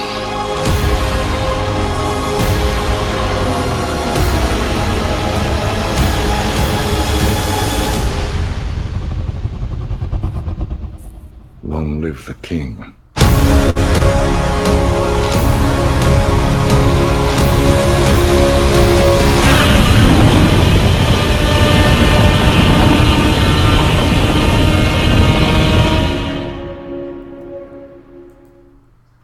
Can I say how amazing it is to live in this time when, no matter what your sub-genre or specific niche thing is, that there's amazing content being put out for anything? Yeah. Yeah. And that we're actually, as Western studios, putting out Eastern concept stuff that doesn't suck. Yeah, that's exactly exactly. Now, I will say, the one crossover that I'm secretly hoping for in this, because it would fit perfectly and be such a curveball, I think it would take everybody by off guard, is there needs to be a Megazord in here. That also means that all the Power Rangers need to die, but that's not the point, right? Well, I mean, you could have Godzilla's for. Could have Mechagodzilla in there. It's possible. Or Kiryu, or whatever his name is. Yeah. It's definitely they're definitely playing it up. I mean, you see some pretty classic Godzilla monsters in there teased. So the only one I can't figure out who it is the one that 11 pets. I can't figure out whose face that is, because it's not Godzilla, because the snout is too short. No, man, that's Rodan. No, Rodan's a pterodactyl. He wouldn't have that short, snubby turtle face. No, wait. No, it's the turtle. Why am I blanking on his name? Not Rodan. The turtle that spins and has fireworks coming out of his legs. He's the good guy. Anguirus? No. Anguir. It's like AN something. Godzilla turtle. Gamera. Gamera. Yeah, it's Gamera. That's exactly who I think Gamera is something entirely different. No, Gamera's a giant turtle. Gamera's the turtle. But isn't he like in a separate universe though? Isn't he like something? No, he's Godzilla's friend. He's like Godzilla's sidekick. Oh so, yeah. I think that's well, he did come from his own movie first. Right. Right. Okay. Yeah. And then we see Rodan, we see Mothra, and then King Ghidorah. Yeah, King Ghidorah. Yeah, I'm super excited about that. Even just that scene with Mothra extending its wings, that's going to be like, I'm probably going to shed a tear. I'm just saying now. That scene did look awesome. Like all the scene monsters, with Rodan, like rising scenes. The scene with Rodan flying over the city, and the city is just melting behind him. That's like, yes, please. And like the embers on his like wings and tail when he like glides over the water. I have no idea how Earth survives this at all, because I mean, even just the scenes they've shown, everything is destroyed. So that's gonna be an interesting one. All right, let's see.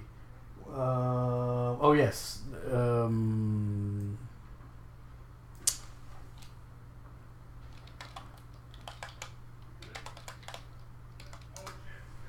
All right, here we go. So this is another sci-fi.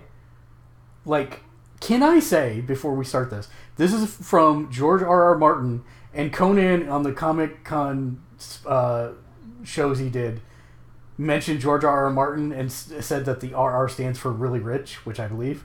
That's hilarious.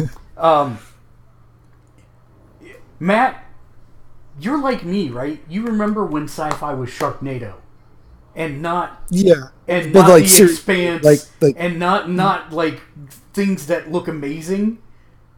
This not the self-aware thing. It's like we're seriously trying to put out a movie here that we want you to pay big money for, and it was Sharknado. Right, exactly. It's crazy, and this is another one that falls right into that. My prediction for the show: everyone's gonna die. Will you be gone a long time? I think you're right. We're going farther than anyone's ever gone. Why does it have to be you? Because I'm the one who found them. Try and catch me.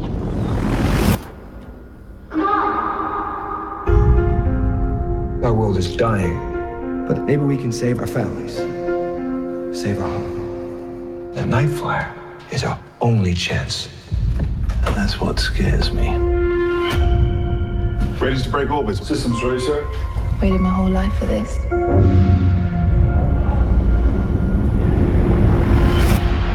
There was a malfunction during the launch. 3 men are down. It wasn't an accident. This mission faces a threat you do not understand. That was no malfunction. It wanted me. Shut it down. I can't get control back. Our friends are dying. There is something wrong with this ship.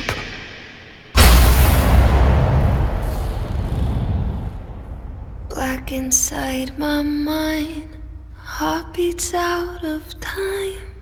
There was something. Lost and out of place. It was alive. Time is paralyzed, but I'm wide awake. Don't move. Daddy? Silence in the This is a warning. taking hold of me. Do not bring the Night Flyer back to Earth. Closing Or we're gonna die up here. I don't know what you are, but I will find out. Leave us alone! Get me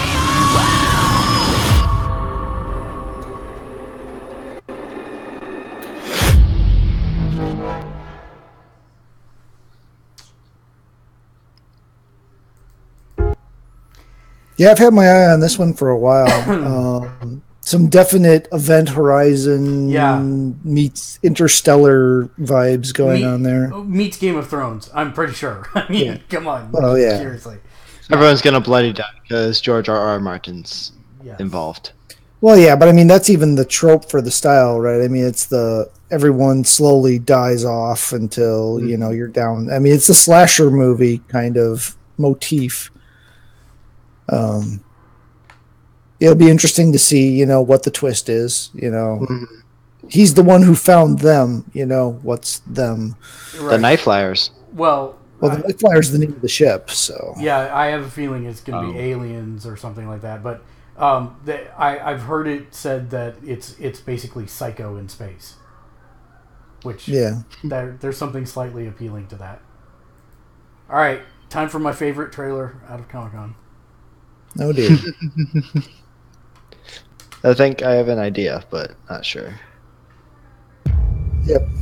You've run from foster homes in 6 counties. I can take care of myself. I can say it definitely looks interesting. When I you're don't 18. want to see it. Give these people a chance, because that's what they're giving you.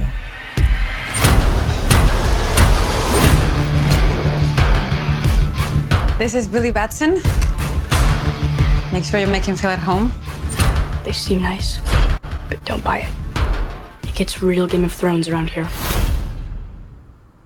Dude, just messing around. You look at me and you're like, why so dark? You're a disabled foster kid. You've got it all.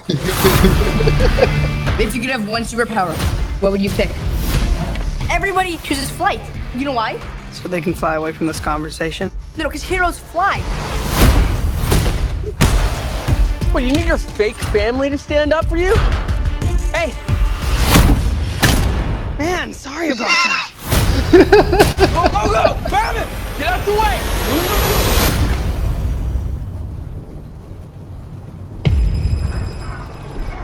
daily bats. I choose you as champion.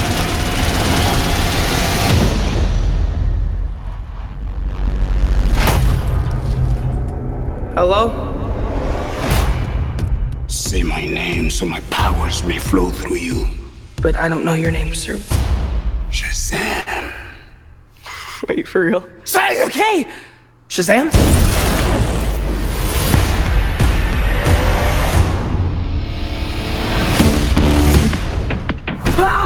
This means Billy! What is happening? You're the only person I know that knows anything about this Cape Crusader stuff. Can I...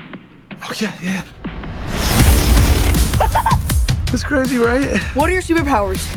Superpowers, dude? I don't even know how to pee in this thing. AM to the PM, PM to the AM. You have super strength! You just got Can you fly? If I quit your PM, I still rock Mercedes. If I quit this season, I still be the greatest. You okay? Why are you talking? Be humble. Sit down. You know, I don't think that's gonna buff out. Your phone's charged. Your phone's charged. The hell? You're like a bad guy, right? Shazam! Gentlemen! You have bullet immunity! I'm bulletproof. You're dead. Sorry about your window, but you're welcome for not getting robbed. Oh, hey. What's up? I'm a superhero.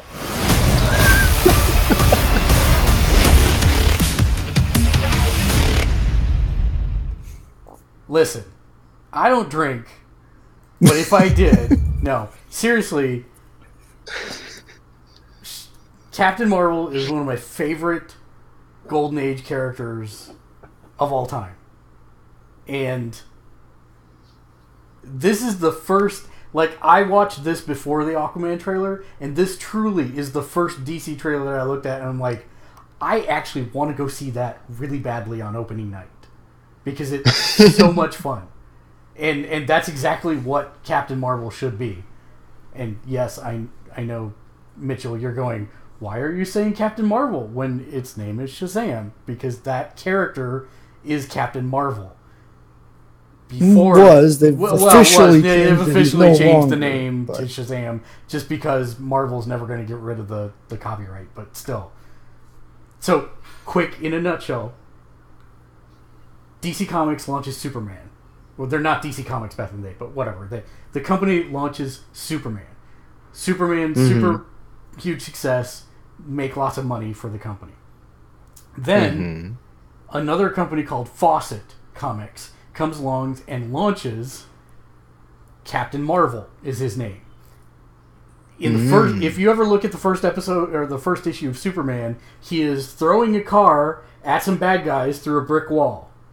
The first episode or the first issue of Captain Marvel has Captain Marvel throwing a car at some bad guys through a brick wall, and they basically sued Fawcett Comics for copyright infringement, saying that he was too close to Superman. And the reason they did that is because Captain Marvel became infinitely more popular than Superman at that point in time, and were actually eating into the company that would become DC Comics' bottom line. So they won. And that meant that Fawcett could no longer publish Captain Marvel comics. So then comes the end of the Golden Age era, and there's a period between Golden Age and Silver Age where there are new superhero comics for the most part, due to the Red Scare and all this stuff. Horror and detective comics were the big thing for a little while, and then eventually both DC gets the idea to launch a new version of the superhero comics, and they said, you know what, we know that this character, we've got Superman now, they're DC Comics now for real, and they've got this character that they decide to license from Fawcett, which is Captain Marvel, so that they can roll him out again. Well, at the exact same time, Timely Comics has bought up a bunch of other comics creation houses, and they decide to relaunch their name as Marvel Comics. And they know about DC planning to license Captain Marvel from Fawcett. And they're like, holy crap, we can't let the name of our company be at somebody else's house. So they get a is it copyright? Yeah, they get a copyright for the name Captain Marvel. So Fawcett's got the trademark for the character, the intellectual property rights, but Marvel gets a copyright, and that's why they launch Captain Marvel in the Marvel Universe.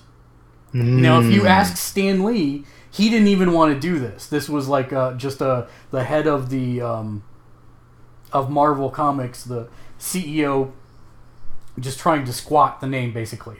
And so they make Captain Marvel, and anyways, years goes by, and this is why if you look in Silver Age and beyond, it's always The Power of Shazam or The Trials of Shazam as the name of the book. They can use his name inside the book, but they can't put his name on the cover because that would infringe on Marvel's copyright for the name Captain Marvel. And so as long as Marvel creates a Captain Marvel comic every 3 years, then they keep the copyright indefinitely. So and DC eventually bought Fawcett, so they own the character. Right. Now. So they own the character now. And then, but in New 52, they just completely converted him, right? He's right. They did. There's no Captain Marvel reference anymore. He's just Shazam. That is correct. But what's funny and interesting is the guy that's playing the Wizard in the Shazam movie is the same guy from Guardians of the Galaxy that he goes, I'm Star-Lord. And he goes, who? You know who I'm talking about? Okay, yeah. Okay, that's the same guy that's playing the Wizard, and he is reprising that role in the Marvel Universe for the Captain Marvel movie, so that guy is in 2 Captain Marvel movies in 2019. Interesting. Yes. I did not know that part. Yes, that is very interesting to me, and really stupid and weird and everything I am. Although I have to say, since they went full on the way they did this movie, the only person I could think of that would be a better choice or a comparable choice from Zachary Levi, and the problem is he would never be able to stop laughing at his own jokes, would be Kimmel. Oh, God, I would shoot myself in the head. But he would do the cheesy, over-the-top kid acting stuff because he basically is a cheesy, over-the-top kid. I cannot tell you... Or no, not Kimmel, Fallon. No. Oh. Damn it, I get those two mixed up. Yeah, I'm not sure that's any better, actually. Fallon. Yeah, I was thinking it's of definitely Jimmy Fallon. Okay, good. All right, that's better, but still. So I two Jimmy late night show people, I get the names mixed up. Yeah. I don't watch either of them, so. But yes, I like the way they've modernized it. I like that Freddy is exactly who Freddy should be. He's the one that's super geeked out about superheroes, and Billy is the kid with his head in the clouds, but he's been knocked around a bit. Yeah, it's super great. I'm super excited about this. Every time I watch it, I can't stop but have a stupid grin on my face.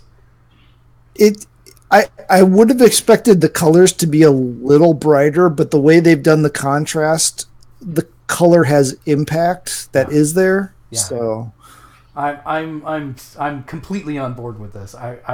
This is literally, for me, this is the first DC one other than Wonder Woman that I was like, yes, I am 100% going to watch this on opening night in IMAX. Yeah, this one's tempting too. Mm-hmm. Although I will say that I've seen the Billy's kid actor in another show on Disney, and I really like the work he's done. So it'll be interesting to see what he does in like a big movie role like this. Yeah, I'm excited across the board.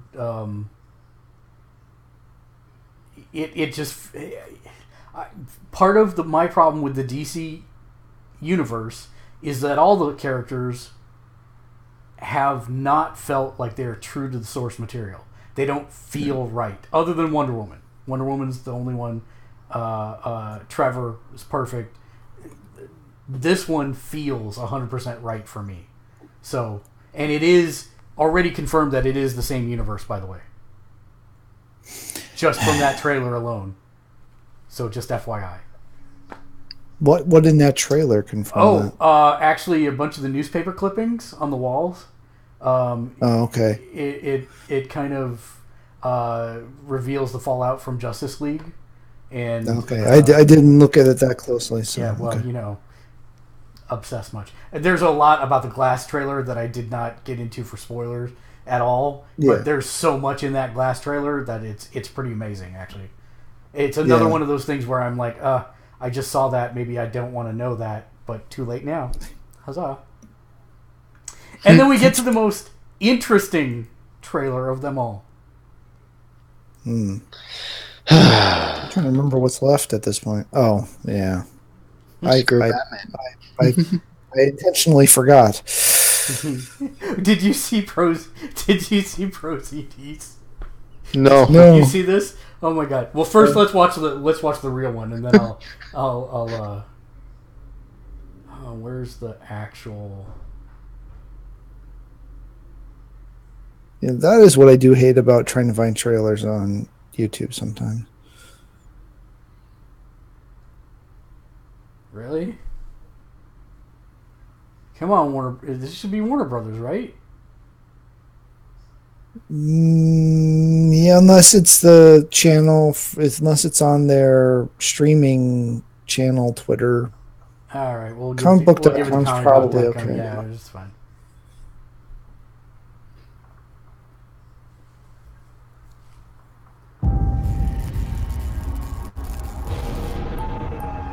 All the gray filters. Who are you? Everything led me here. To you. You're the boy from the circus. You got no place. Grant Gustin? And I'm feeling like a villain, got a hunger inside. Nowhere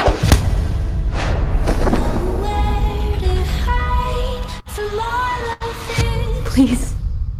Can you help me? Madness, madness. Where's Batman?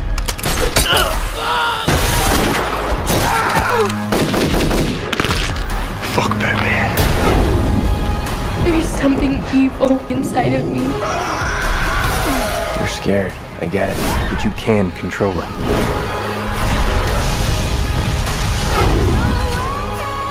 You don't know what I've become.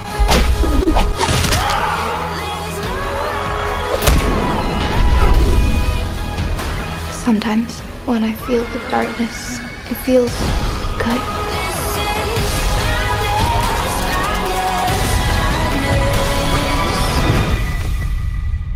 My mom says there's no such thing as monsters.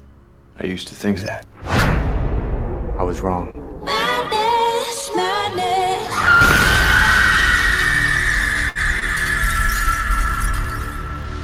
That trailer is madness. The only redeeming quality that's in there is Hawk and Dove. It has Hawk and Dove. All you get is flashes of that. Yeah, you know? I know.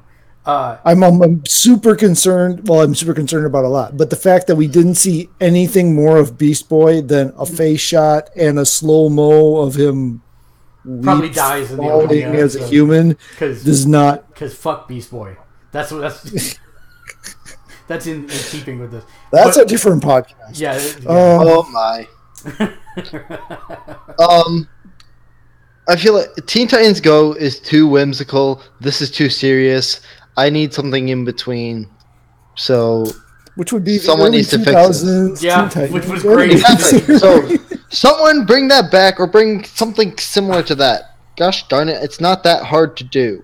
Apparently it is. One of the internet's responses to this, which I shared with Matt, I don't remember all of it, but one of them was like, Cyborg, where am I? And then the other one was like, Starfire, why am I not orange?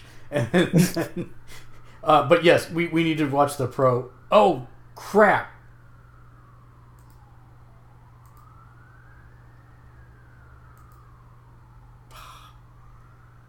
I hate it. Hate it.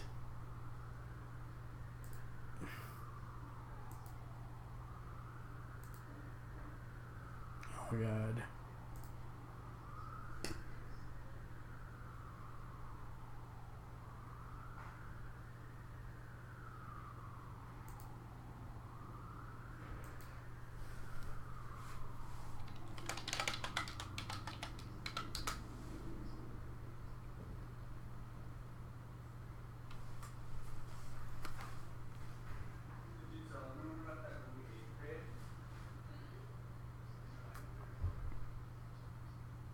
Matt.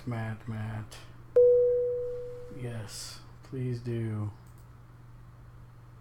Check. And check.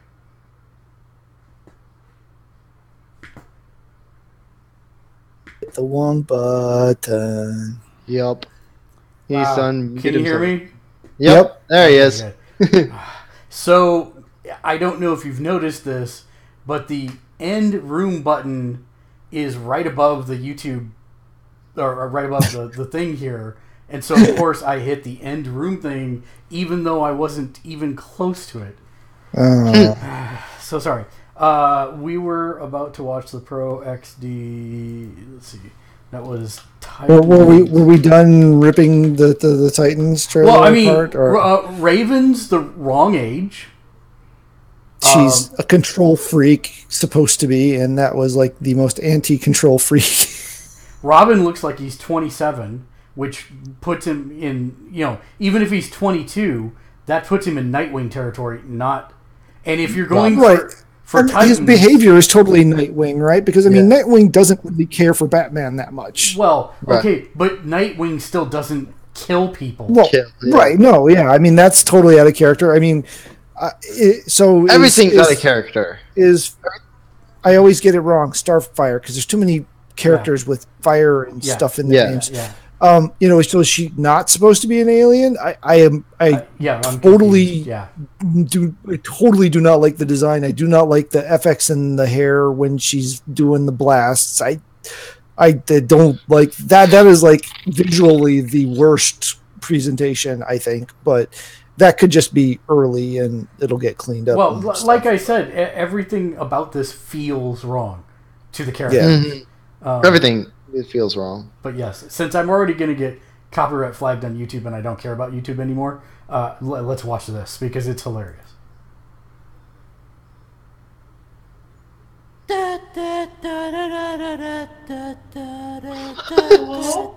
Still cooler than the trailer had.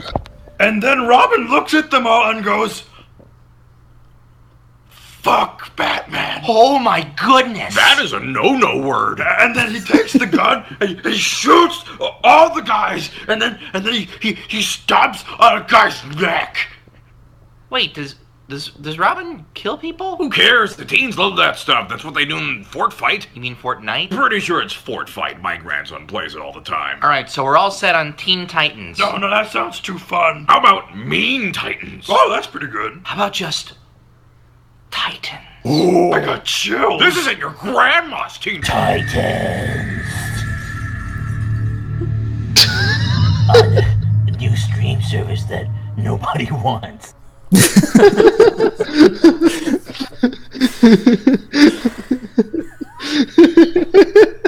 Yeah, I really enjoyed that. All right, so we're running a little long, but I did promise a bunch of people that we would do questions and answers tonight. So we'll try and keep this brief questions and answers. Brief. Okay. Brief. Bring down the YouTube page so we can see things. Oh yeah, bringing down. God, can I bring down the YouTube page without bringing down the whole conversation again? Okay, bring down the horse. All right. Wow, we got. Shilshiv writes. Oh, I haven't actually checked that one for a minute. Oh yeah. Will they show Godzilla this time or just him fighting in the background again? No, Banner. They are going to definitely show Godzilla. He's going to be a major part of it. Mr. J Knight's best actor would be me for Shazam. Yeah, that. Shilshiv writes and asks, what is your favorite line of dialogue from a video game? Mine's very simple. It's Fe Victus, which means suffering to the conquered. That is from the original Legacy of Kain Blood Omen.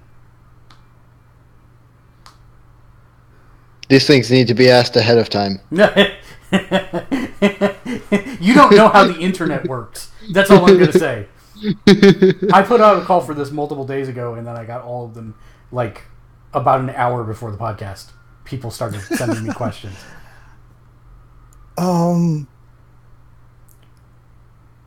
my the most recent one, I guess I could say, is without being too spoilerish. There's a lot a fair amount of time in God of War where you spend with Kratos and Atreus in a boat, and there's a segment where Atreus asks Kratos to tell him some stories, and Kratos gets through the first one in a very Kratos-ish manner, and Atreus goes, "You don't tell stories often, do you?" Nice. Mitchell, you got one? No, I can't say I do. You poor spoony bard. All right, moving on then. That's a good one, though. P Get away asks, from my daughter, you spoony bard.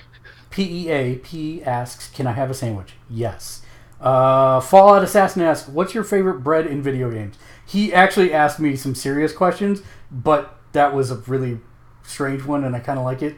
I Am Bread is my favorite bread in video games. If you've never played I Am Bread, it is a bread simulator. It's fantastic. It's along the lines of Goat Simulator, except you're bread. You should check it out. It's called I Am Bread. Sublime Trekkie asks, what was your favorite game growing up? Well, Mitchell's not grown up yet, so... No. Oh, Pokemon. Snap. Wow. Favorite game growing up?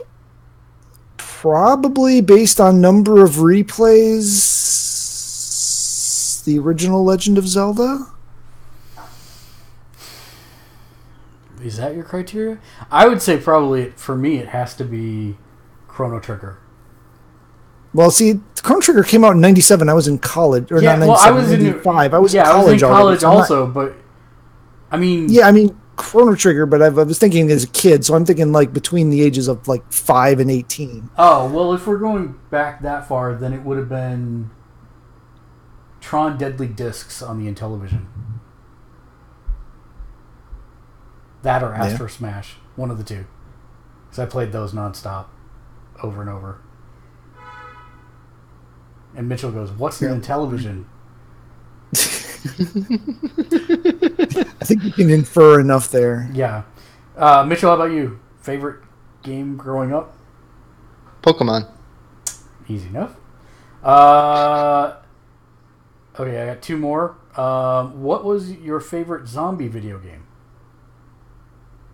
For me, Resident Evil 2. Oh.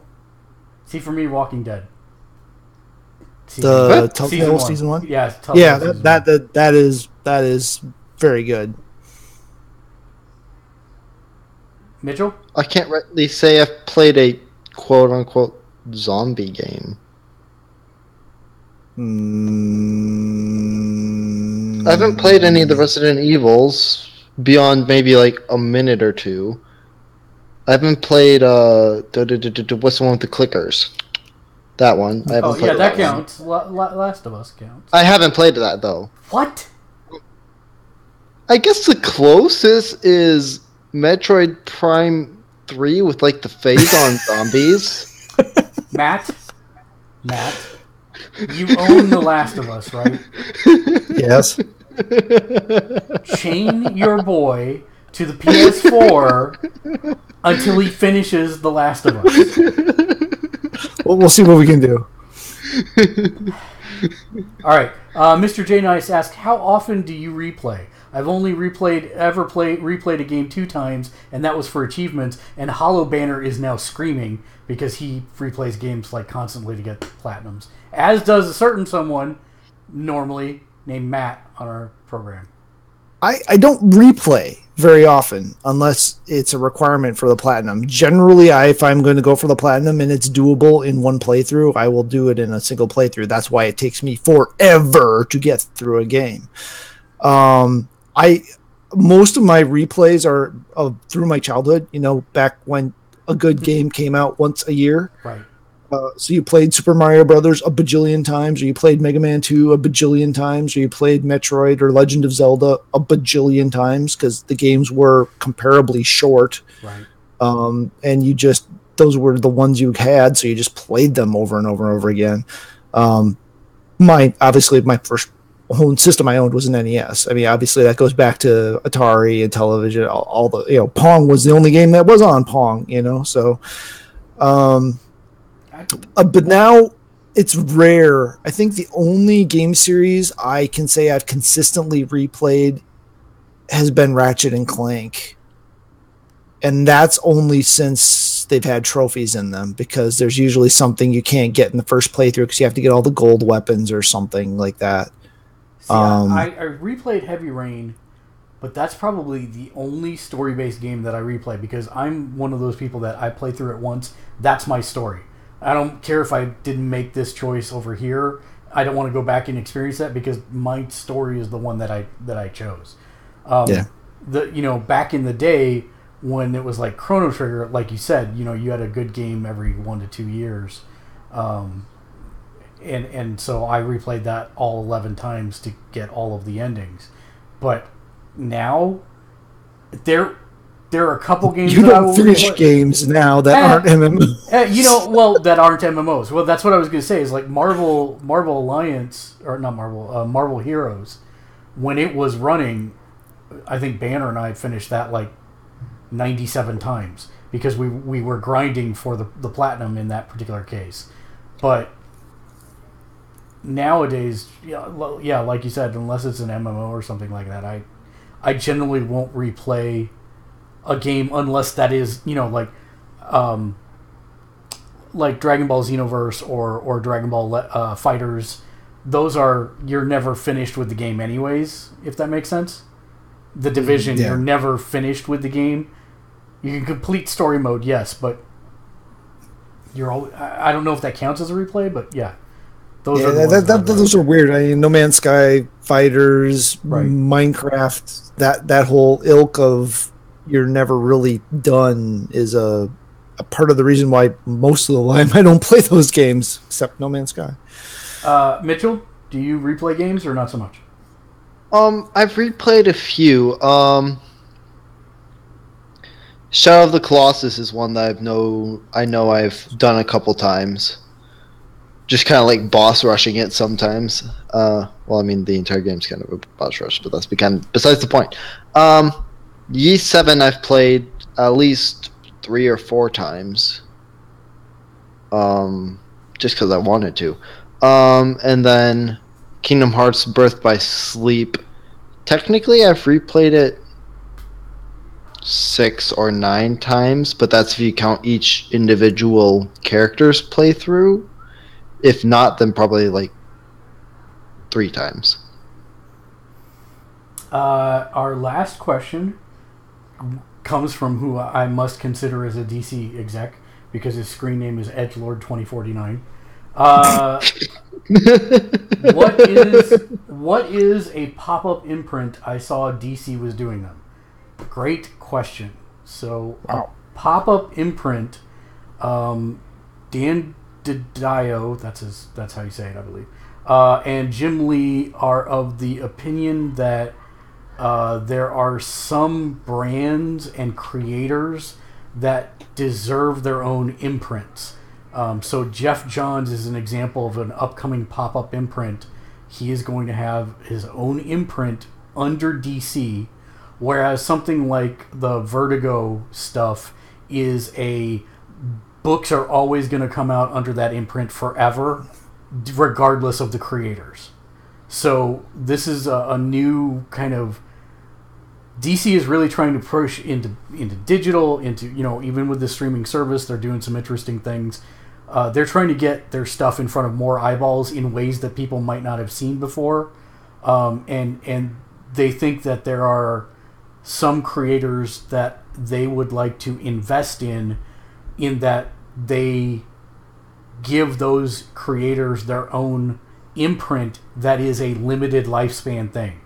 So there will be some kind of JG Comics or whatever the imprint ends up being. I have no idea. Maybe Lantern Comics. Who knows?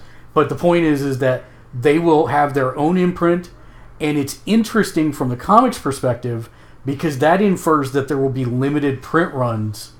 Even though DC's behind them, there's probably not going to be second printings, third printings, infinite printings of these books, meaning that they'll actually be kind of rare.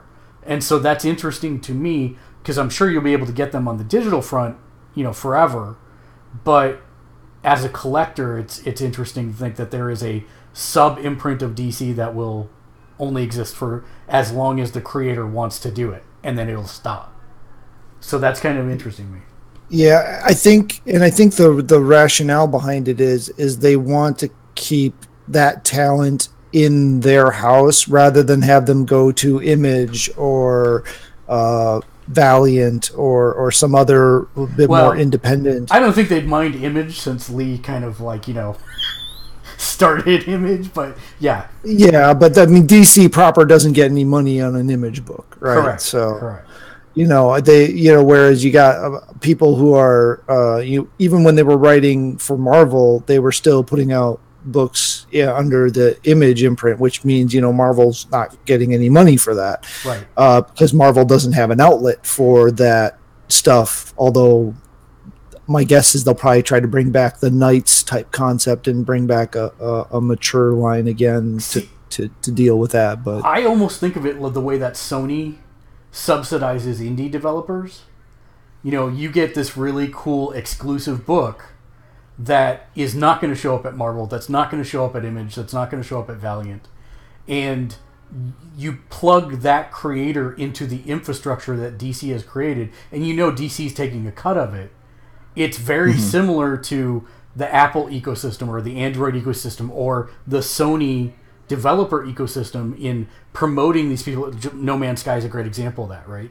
They're an indie development studio. They can't afford to put out a AAA game, but because they affiliate with Sony, they get resources, development resources, marketing resources, an audience to talk to, etc. The same kind of way. So I'm thinking that's really what they're doing with these pop-up imprints.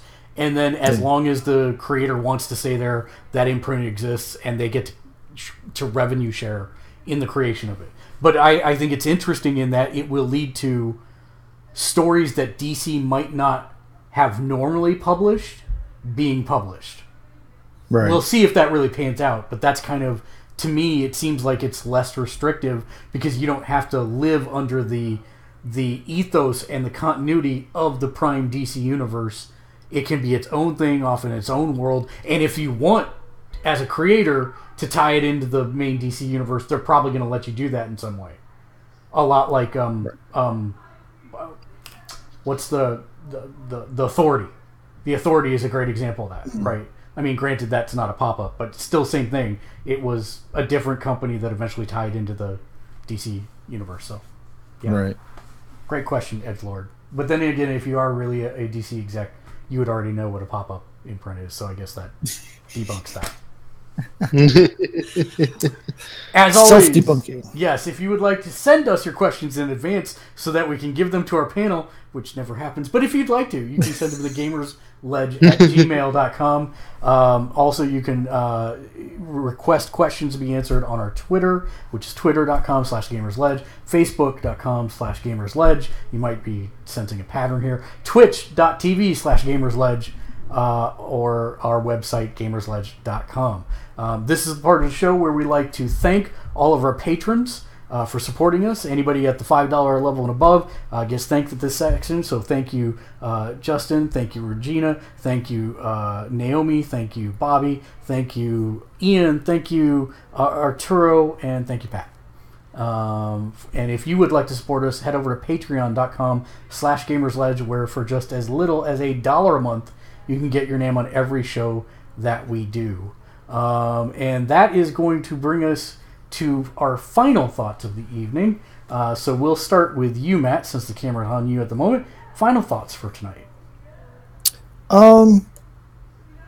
The Mission Impossible 6 is at 98% fresh currently, which it just kind of blows my mind that those movies have eventually gotten better after they started getting worse. They managed to turn that series around. I still don't know if I'll see it because Tom Cruise. Yeah. Mitchell, final thoughts? I need to work my way around getting a copy of Octopath Traveler. Good luck with that. Unless you download the digital version. Good luck with that.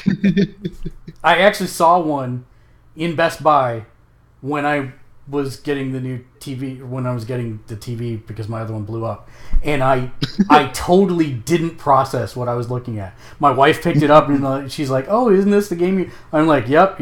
And when I got home, I was like, "Oh my God, what did I do?" There was a physical copy of Octopath Traveler there.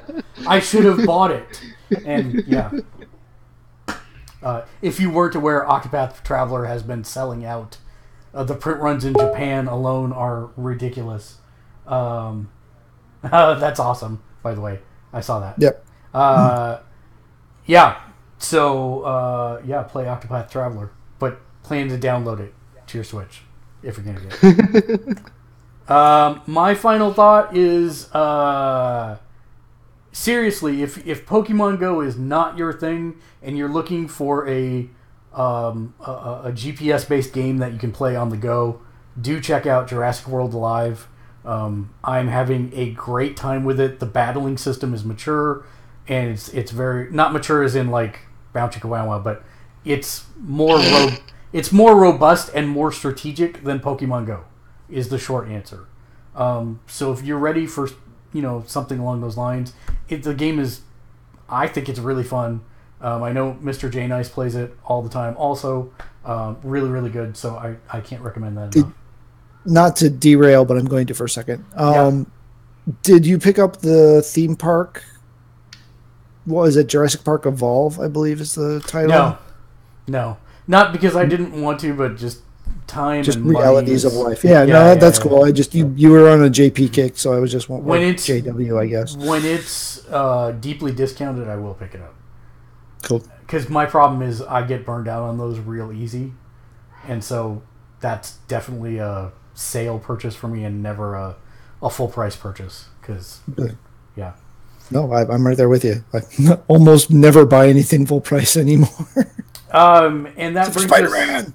Spider-Man. Yes. Well. Yes. Soon.